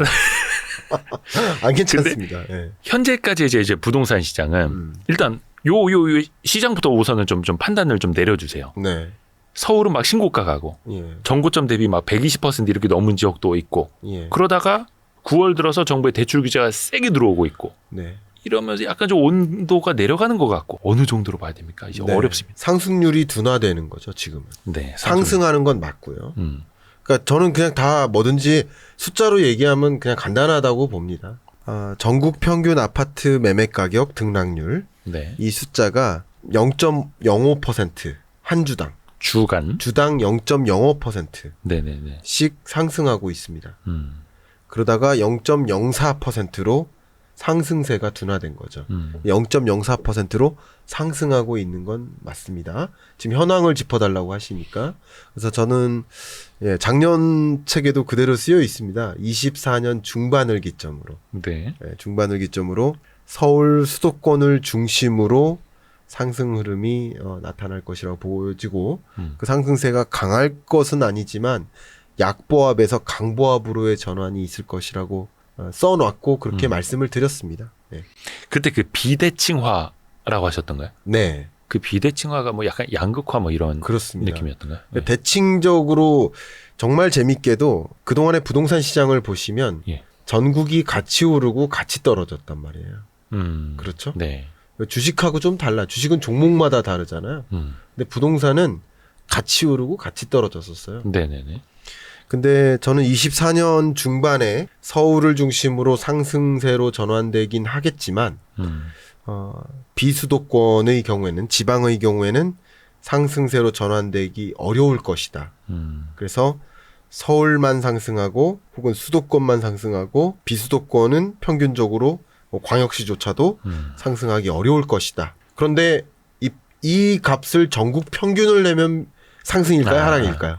상승이거든요. 그렇죠. 서울이 이제 평균을 또 끌어올리니까. 그러니까. 네. 그러니까 저는 평균으로 얘기하니까. 근데 평균으로 얘기해도 아마도 이 시점에 이 영상을 보시는 분이 서울에서만 들으시진 않아요. 그러니까 제가 명확히 말씀드리고자 했던 거예요. 평균 가격은 강보합으로 전환이 있겠지만 그렇지만 여러분이 이 영상을 어디서 보시느냐에 따라서 그 말에 공감하시는 분이 반, 공감하지 않으시는 분이 반이 될 것이다. 라고 의견을 드렸던 거예요.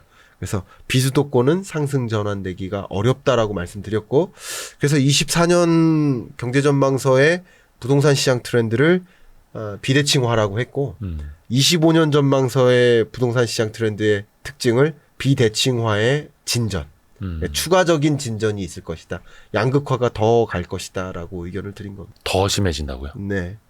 제가 뭐 혹여나 이 방송을 보시는 분이 예. 이해관계에 따라서 달리 느껴지실 수 있거든요. 그렇죠. 근데 어떤 특정 이해관계를 입장에서 말씀드리는 게 아니라 여러분이 이런 흐름을 참조하셔서 여러분 의사결정은 여러분 스스로 내리시는 거겠지만 혹여나 미스저지하지 않도록 내 집 마련하려고 20년 동안 돈 진짜 어렵게 모았는데 그 돈을 또 잘못 이렇게 의사결정 내리시면 안 되잖아요. 그런 측면에서 의견을 드리는 거고, 그냥 평균 가격만 이야기하면 상승하는 것처럼 보이기 때문에 그렇게 얘기하면 또 잘못된 판단을 내리실 수 있기 때문에 제가 비대칭화라는 그 현상을 명확하게 의견 드리고 싶었던 겁니다. 그래서 이제 비대칭적으로 양극화 더 심해진다라는 건데, 그러면 어떻게 보면 이제 양극화가 나타났던 배경하고 앞으로 또 그게 더 가속화될 수 있는 이유, 근거가 똑같은 겁니까?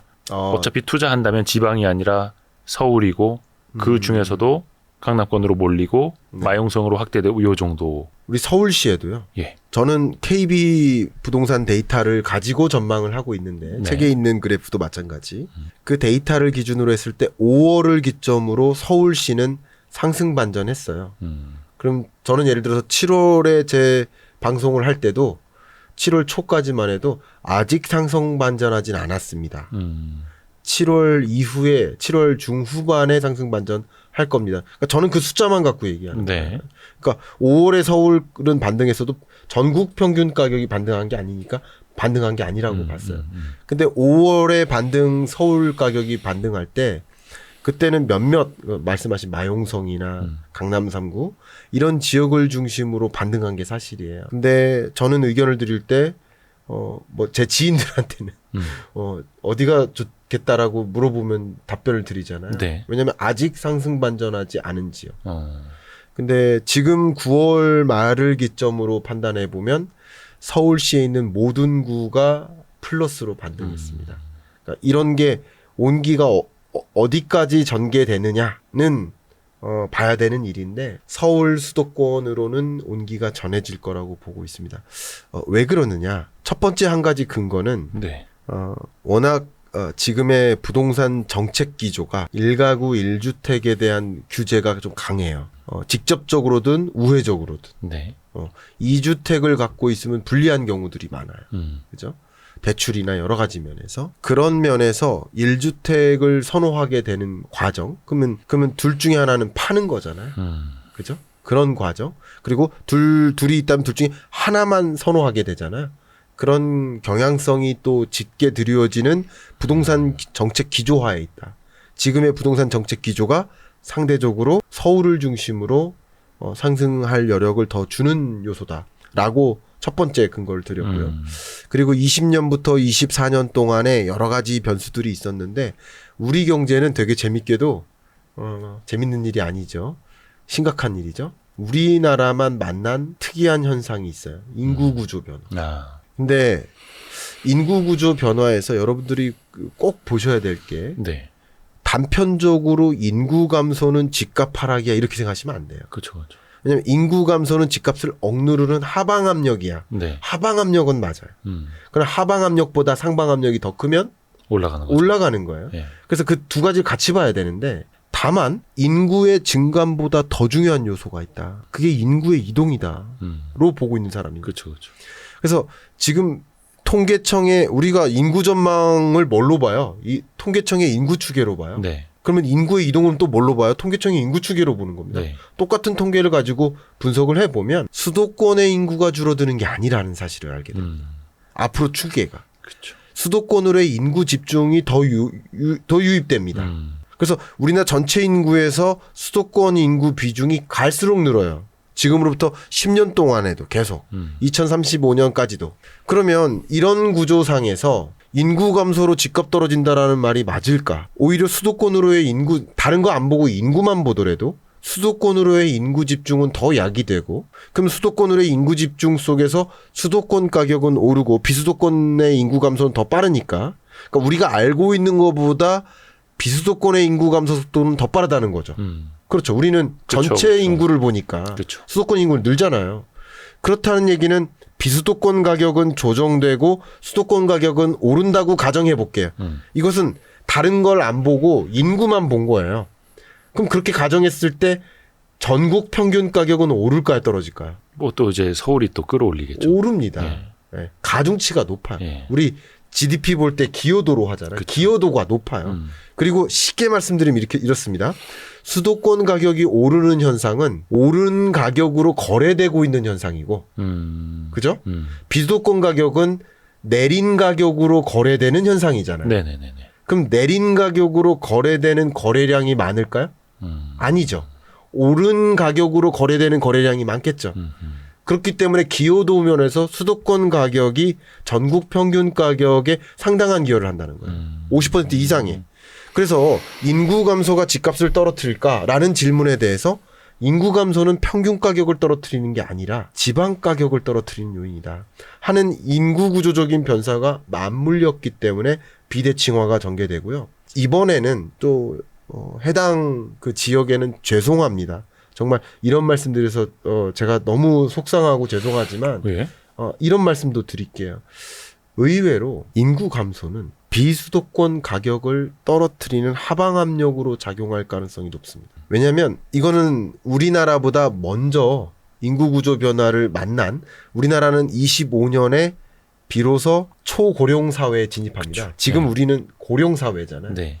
전체 인구에서 고령자 비중이 20%를 초과하는 첫 번째 해가 내년입니다. 근데 우리보다 먼저 고령 사회에 진입한 나라들이 있어요. 대표적으로 독일, 미국, 일본 같은 나라. 네. 네, 이런 나라들, 우리보다 먼저 인구 감소로 진입한 나라들을 보면요, 공통된 특징이 있습니다. 그게 뭐냐면 대도시 집중화예요. 쉽게 말하면 수도권 집중화예요. 대도시 집중화하고 쉽게 말하면 이런 겁니다. 지방 소멸은 또 다른 지방 소멸을 불러와요. 우리 지방에 네. 학교가 있어요. 예. 학생 수가 줄어서 2명 남았어요. 그럼 학교가 통폐합되죠. 네네네네. 그럼 이쪽 지역의 학교는 없어진다는 걸 뜻해요. 그럼 이 2명의 학생들은 어떻게 할까요? 어디 이동해야 하나로, 돼요. 예. 이사 가야 돼요. 예. 그 지역에 중소기업이 있어요. 중소기업이 인력이 부족해가지고 중소기업이 그 자리를 떠나요. 그러면 있던 인력도 떠나요. 지방 소멸은 지방 소멸을 부추겨요. 그러니까 이게 가속화되는 효과가 있어요. 그러니까 지방 소멸은 수도권 집중화를 야기해요. 그래서 인구 감소가 집값 하방 요인이다라고 그냥 너무 쉽게만 산술적으로 판단하지 마시고 지방 소멸이나 인구 감소로 인해 나타날 인구 구조적인 특징이 뭔지를 살펴보셔야 되겠다. 그게 사실상 수도권 집중화고요. 그런데 현 정부의 국토교통 계획이나 미래 도시 계획 이런 것들을 보면 가장 대표적으로 뭐 메가시티 서울. 근데 메가시티 서울은 정치적인 이야기지만 메가시티 서울에 대한 그림은 다 그리고 있는 거예요. 표현을 하기 어려워도 정치적이기 때문에. 그러니까 결국은 수도권에 반도체 클러스터 조성하고 수도권에 뭐 특구 지정하고 수도권에 GTX 더 넓히고 하나의 서울처럼 만들 그걸 이름을 표명하지 않을 뿐이죠. 정치적이기 때문에. 그러나 그렇게 만들어 나가고 있는 것은 여야가 유사합니다. 물론 지방 거점 도시를 만들고 그 거점 도시에 뭐 예를 들어서 공사나 뭐 이런 기관들을 이동시키고 하는 움직임은 조금씩 다르지만 수도권으로 인구 집중되는 현상을 대응하는 모습은 비슷하다는 거예요. 심지어는 극단적으로 그린벨트 해제까지 얘기할 그렇죠. 할 만큼 오죽하면 그린벨트 해제를 얘기했을까요? 서울 추가 아파트 공급을 가격을 잡기 위해서 또 공급을 하긴 해야 되니까. 해야 된다고 생각하는 데 있어서 그린벨트 해제까지 고민할 정도면 얼마나 공급할 지리적인 여건이 안 된다는 뜻일까요? 그렇게도 해서 그러니까 이런 여러 가지 것들이 인구 구조적인 변화라든가 우리나라의 주요 국토교통 정책 기조라든가 이 정책이 바뀌지 않으면 그죠? 정책이 바뀌어도 인구 편입은 있을 수 있겠으나 어쨌든 그런 것들이 같이 맞물렸을 때 아까 말씀드렸던 그런 것들이 맞물렸을 때 수도권과 비수도권 간의 격차는 비대칭. 벌어진다. 그리고 양극화. 설사 비수도권의 주택 가격이 동조화돼서 상승세로 전환돼도 상승률의 차이는 더 나요. 이해가시죠? 그렇기 때문에 격차는 더 벌어지는 거라고 볼 수 있겠습니다. 그러니까 사람들이 또 1가구 1주택만 네. 가지라고 하면 또 이제 서울로 몰리고 수도권으로 몰리는데 네. 그러다 보니 이제 공급 대비 수요가 많고 공급은 늘려야겠고 그러다 보니 또 서울에는 또 재건축 재개발 활성화하고 그린벨트 풀고 네. 그러면 또 사람들이 더 수도권 서울로 올라오고 그렇죠. 뭐 계속 악순환이네. 악순환이죠. 근데 근데 이제 요 질문도 한번 드려볼게요. 일단은 최근 정부는 대출 규제를 강화하고 있고 집값을 좀 잡으려는 액션을 세게 하고 있습니다. 네. 물론 그 전까지는 집값을 부양하기 위해서 막 정책 대출 막 이렇게 쏟아붓다가 네. 지금은 다시 부동산 쪽으로 가는 수도꼭지를 좀 잠그려고 하고 있단 말이죠. 네. 네. 근데 지금은 다주택자들이 집을 사는 타이밍이 아니라 실수요자들, 무주택자가 사거나 1주택자가 갈아타는 수요잖아요. 네. 근데 여기에서 대출 수요를 좀 잠가버린다. 근데 또 요것 때문에 많은 분들이 막 불만 섞이고 막 이렇게 우려되는 기사들 많이 쏟아지다 보니까 네. 그러면 1주택을 처분하는 조건으로는 대출을 또 해주겠다. 또 이렇게 나오고 있고 엄청 혼란스럽거든요. 혼란스럽죠. 그러면 부동산 이 집값은 어떻게 될까요? 좋습니다. 상승률이나 이런 것들은. 일단 그냥 간단히 한번 여쭤볼게요. 네. 대출 규제를 예를 들어서 대표님이 네. 대출을 받을 수 있는 한도가 1억이라고 해볼게요. 네. 그냥. 근데 대출 한도가 예를 들어서 9천만 원으로 줄어든다고 가정해볼게요. 네. 그럼 대출 규제가 더 제약적인 효과를 미칠까요? 아니면 집값이 지금 10억이던 게 20억으로 오를 거라고 생각했을 때 어떤 대출을 연끌해서라도 집을 사야 된다고 생각할까? 둘 중에 어떤 생각이 더 강할까요? 솔직히 좀 후자죠. 후자죠. 네. 그게 대부분의 심리입니다. 그러니까 대출 규제가 의외로 작동이 잘 안 돼요. 첫 번째. 두 번째, 제가 이 이야기에 대해서 너무 재밌는 주제여서 네네네. 이 이야기에 대해서 제가 한 10가지 근거를 들어서 작동이 안 될 수 있다라는 말씀을 드려볼게요. 의견 드리겠습니다. 두 예, 번째는 예, 뭐냐면요. 대출 규제에 대한 제약이요. 예. 의외로 집을 살려던 사람이 집을 못 사게 만드는 효과까지는 없어요. 이해 가세요? 이게 무슨 말이냐면 우리가 통상 심리적으로 매수자가 나 갖고 있는 전세보증금이 10억이에요. 네. 그러면 10억짜리 집 살려고 해요? 15억짜리 살려고 해요? 조금 이제 질러서 그렇죠. 더 좋은 이게 기본적인 하죠. 욕구예요, 우리나라. 예, 예. 주거 안정에 대한 욕구. 그래서 좋은 집에 살고 싶다라는 욕구. 그래서 10억이 있으면 15억짜리 집을 타겟해요. 그럼 5억을 대출 받아야 되죠. 근데 5억 대출 못 받고 4억 5천 받게 해준다. 그러면 15억짜리 집을 안 사고 14억 5천짜리 집 사는 거예요. 이해 가세요? 아, 네네. 집 살려던 사람이 못 사는 게 아니에요. 살려던 사람은 낮춰서 사게 되는 거예요. 또 한 가지 효과는 뭘까요? 두 번째, 또 한 가지 효과는 낮춰서 거래하거나 그 집은 무조건 사야 돼라고 생각한다면 부족한 5천만 원은 신용대출 받거나 이게 풍선 효과입니다. 네. 그래서 9월 달에 스트레스 DSR 2단계가 적용됐는데 네. 주택담보대출 증가세는 조금 꺾였어요. 증가는 합니다. 여전히. 증가는 하는데 증가세가 꺾였어요. 대신 신용대출이 폭증했죠. 풍선 아니면 효과입니다. 이금융권으로 가거나. 그럼 이것도 막아요. 신용대출도 강하게 막아요. 맞아요. 마통도 이제 얼마 안 해준다고. 가고요. 네. 사금융까지. 가끔 제가 이 얘기를 했더니 누가 사금융 가지고 집 삽니까? 이렇게 사금융으로 집을 산다는 게 아니라 20억짜리 집을 사는 데 있어서 부족해진 대출 제한으로 부족한 대출금 2천만 원, 3천만 원은 사금융까지도 갈 수 있는 거라는 거죠. 제가 무슨 뜻인지 아시죠? 우리 형한테 빌린다든가. 아니 그러니까 그게 제 주변에도 그런 사람들이 있었어요. 그때 이제 막 한참 이제 2021년, 2년 이때 이제 영끌하던 친구들이 네. 집을 계약을 해놨는데 네. 그때 또 이제 대출이 빡세지면서 대출이 안 나온다. 이러면서 진짜 입던 빤스 빼고는 다 팔았다. 이러면서 또 막 어디에 돈 빌리고 융통을 한 거야. 그렇죠. 그러고 나서 이제 시장이 빠지니까 거봐라. 저렇게 영끌한 사람들은 고통을 받는다. 그런데 지금 이제 그 친구들이 제일 행복할걸요? 그래서 세 번째 했잖아요. 네 번째 근거가 뭐냐면요. 집값 상승에 대한 매력과 네. 담보대출 규모의 제약이라는 제약과 뭐가 더 중요할까요? 집값 상승이 더 이제 눈에 불을 켜게 되는 거죠. 이게 더 큽니다. 또 한 가지, 심지어는 스트레스 DSR을 2차든 3차든 확대 적용해도 대출 규모가 줄어들지 않을 거라고 생각합니다. 생각합니다. 늘어날 거라 생각합니다. 왜 그런지 말씀드릴까요? 네. 이 스트레스 DSR과 같은 금융 규제들은 사실 차주당 대출 규모를 제약하는 거예요. 네네. 맞죠? 네. 근데 차주 수가 늘어버리면요. 차주 수가 늘어납니다. 왜 차주 수가 늘어날까요? 지금의 집값보다 1년 후의 집값이 높아져 있다고 여러분이 생각하고 계시기 때문에. 예. 그러니까 그렇게 생각 안 하시는 분도 계세요. 근데 생각하시는 분이 더 많아요. 그걸 보여주는 지표가 주택가격 전망 CSI입니다. 그 지표가 지금 현재 100을 기준으로 훨씬 위에서 110을 넘었습니다.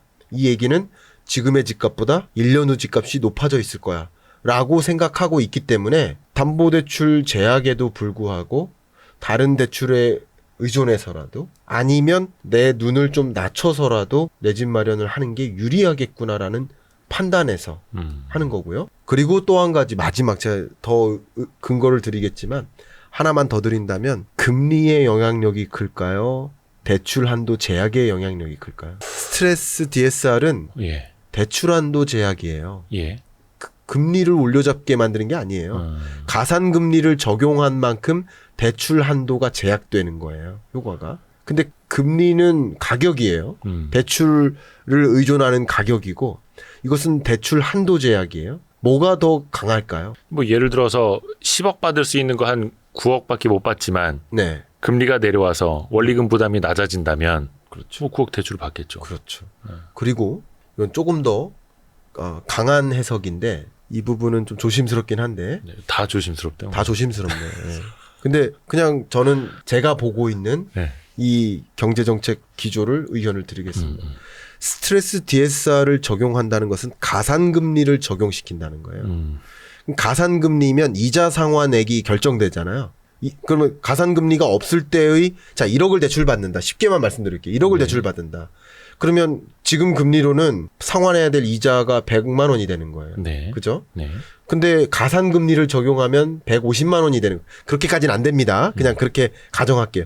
그럼 150만 원을 상환할 때는 DSR이 올라가겠죠. 왜냐하면 소득 대비 가처분 소득 대비 원리금 상환액이에요. DSR의 개념이.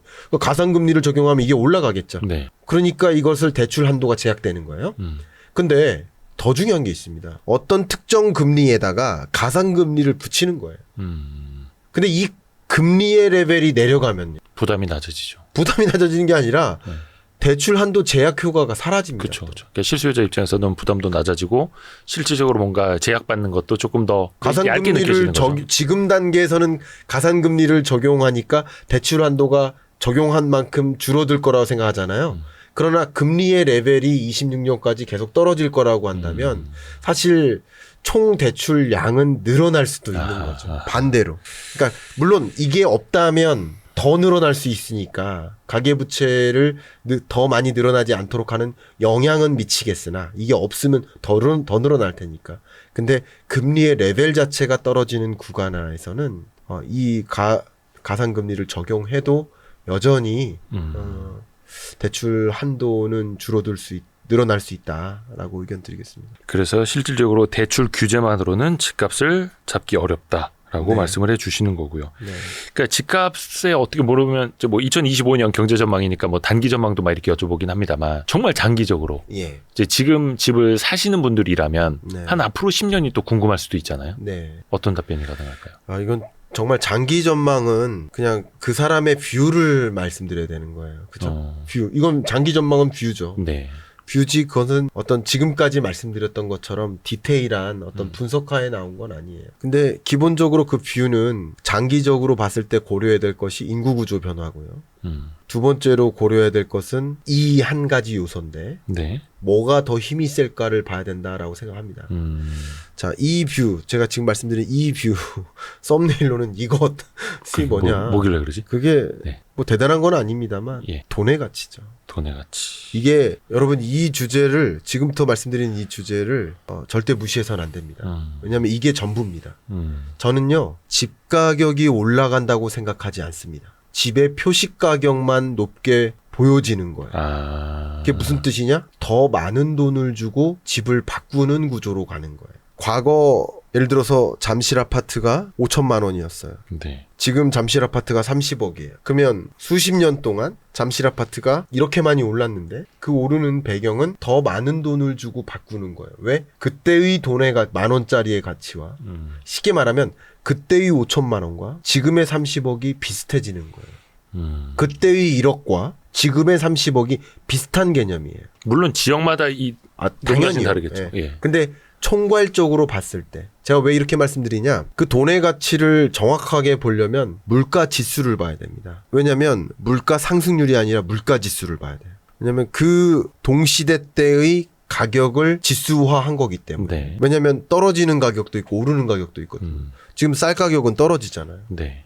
그러니까 오르는 것도 있고 떨어지는 것도 있으니까. 그래서 내가 갖고 있는 돈을 100만 원을 가지고 구매할 수 있는 구매력을 본다. 그게 물가지수의 개념이에요. 네. 근데 물가지수가 통계청에서 이 물가지수를 추계한 이래로 몇 번 떨어졌을까요? 전년보다 떨어졌던 해가. 정말 위기 때 몇 번밖에 없지 않나요? 그렇게 생각하셨죠? 네. 저도 그렇게 생각하고 데이터를 받아서 이 분석을 했는데 네. 그래프를 그렸는데 위기 때도 올랐습니다. 아. 한 번도 안 떨어졌어요. 그러니까 경제 성장률은 마이너스를 기록했어도 소비자 물가 지수는 상승률을 기록했다. 상승을. 예. 한 번도 단 한 번도 전년보다 물가가 떨어진 해가 없습니다. 이거 뭐 자랑스러워야 됩니까? 디플레가 없는 대한민국? 아직까지 이 디플레가 발생하지 않았다는 뜻이에요. 네. 그럼 이 얘기는 뭘까요? 같은 돈을 가지고 같은 물건을 못 사게 되는 시대인 거예요. 매년. 계속. 그죠? 그러니까 어제 작년의 100만 원과 올해의 100만 원은 다른 거예요. 그러면 우리나라 역사 이래 돈의 가치는 계속 쪼그라드는 거예요. 그러면 저는 아까 계속 말씀드린 장기적인 전망이 있어서는 집 가격이 오른다 이렇게 해석하는 게 아니라 더 많은 돈을 내고 집을 바꿔야 된다. 예를 들면 2000년에 김밥 천국 가서 김밥 사 먹을 때 1,000원이었어요. 그렇죠. 그죠? 지금 5,000원이라고 해보겠습니다. 예. 그러면 김밥의 재료가 좋아졌나? 김밥의 가치가 올라갔나? 그냥 경쟁자가 그냥 사라졌나? 경쟁자는 더 많아졌어요. 네, 그렇죠. 가치가 올라간 것도 아니에요. 오히려 제 느낌상은 햄의 얇기가 좀 줄어든 것 같아요. 그죠? 그런데 네. 왜 가격은 5배로 올랐을까? 저는 돈의 가치가 5배로 떨어졌다고 보는 겁니다. 그러니까 물가가 올랐다는 것 자체가 돈의 가치가 그렇죠. 떨어졌다는 것이다. 그래서 그때는 1,000원 주고 김밥을 바꿨지만 지금은 1,000원 주고 김밥을 못 바꾸는 거죠. 이 돈의 가치가 떨어진 거니까. 그래서 더 많은 돈을 주고 김밥과 바꾸는. 저는 기본적으로 이 부동산은 돈의 가치로 봐야 되지 않나라고 저는 해석하는 사람이고요. 그래서 인구 감소라는 하방 압력이 있겠지만 그럼에도 불구하고 돈의 가치가 앞으로도 떨어질 거라고 한다면 그러면 집의 표식 가격은 올라갈 여지가 더 많지 않을까 하고 저는 생각합니다. 제 생각에 다 동의하시라는 것은 아니라 동의하시는 분은 저랑 같은 판단을 하시는 게 좋겠죠. 꼭 동의하시라는 것은 아닙니다. 근데 지금까지 돈의 가치가 떨어져 왔듯이 저는 앞으로 10년 동안에도 돈의 가치는 추가적으로 떨어질 거라고 생각합니다. 그래서 10년 전까지만 해도 1억 연봉자가 정말 흔하지 않았었습니다. 네네. 지금은 1억 연봉자가 흔해요. 흔했습니다. 그러면 더 많은 사람들이 부자 됐다는 뜻일까요? 그게 아닙니다. 1억이라는 가치가 예전만 못하다는 뜻이에요. 그래요. 저는 그렇게 보고 있고 더 많은 돈을 주고 집을 바꿀 뿐이다. 그러니까 그런 판단을 갖고 있습니다. 그러니까 우리는 돈을 갖고 있을까 집을 갖고 있을까를 선택하는 과제인 것이다. 저는 그렇게 생각합니다. 그래서 돈의 가치는 갈수록 떨어지고 있고 떨어질 수밖에 없. 그러면 이제 최근에도 막 금값이 온스당 2,600달러 넘어서서 네. 강세고 코인 가격도 뭐 이제 비트코인을 중심으로 올랐는데 이것도 그러면 비슷하게 설명이 될까요? 예, 근데 이것은 조금 더 유동성의 관점이. 이게 왜냐하면 장기적인 부동산 시장에 대해서 물어보셨기 때문에. 그렇죠. 이제 금 네. 가격도 보면은 한 10년, 20년 장기적으로 보면은 뭐 계속 올랐죠. 그 장기적으로 보면 사실은 안 오른 게 많지 않아요. 그렇죠. 그렇죠. 짜장면 가격도, 집값도, 전세 보증금도, 우리나라의 경제 규모도, 외환 보유액의 규모도, 심지어 집의 개수도, 아파트의 높이도, 최고층 건물의 높이도 장기적으로 봤을 때 이게 줄어들기보다는 늘어요. 그러니까 아까 말씀드렸지만 우리 한국 경제가 1980년 이래로 81년부터 봤을 때 경제 성장률이 마이너스를 기록한 건 딱 2번입니다. 그게 1998년 IMF 외환위기 때 5.1% 역성장, IMF 외환위기 팬데믹 경제 위기 때 마이너스 0.7% 역성장. 그 팬데믹 경제 위기 때조차 그렇게 심각한 소용돌이가 불어닥쳤는데도 0.7% 역성장하고 말았어요. 나쁘게 얘기하면. 그만큼 경제는 그 두 개 해를 빼면 글로벌 금융위기 때도 우리나라 0.8% 성장했습니다. 어쨌든 찔끔이지만 0.8%는 성장했어요. 예. 전년도 GDP가 100이었다면 그 다음에 GDP는 100.8인 거예요. 어쨌든 0.8% 늘어난 거예요. 그만큼 가계부채만 느는 게 아니고 GDP도 느는 거고 모든 게 기업의 개수도 늘고요. 다 느는 겁니다. 다 늘어나는데 유독 강하게 늘어나는 게 있고 천천히 늘어나는 게 있고 줄어드는 것도 있겠죠. 근데 모든 것 중에 늘어나는 것이 더 많다라고 볼 수 있겠죠. 2025년만 여쭤보려고 그랬었는데 어떻게 하다 보니까 이제 10년 정말 장기 전망까지 함께 했습니다. 그래서 네. 요즘에 활동은 갑자기 많아지신 건 이제 책이 나왔기 때문이고요. 김광석 교수님. 네, 맞아요. 자주 뵀으면 좋겠습니다. 아이, 그럼요. 아유, 예, 감사합니다. 오늘도 장시간 전망을 해주신 김광석 교수님께 감사드립니다. 고맙습니다. 감사합니다. 네.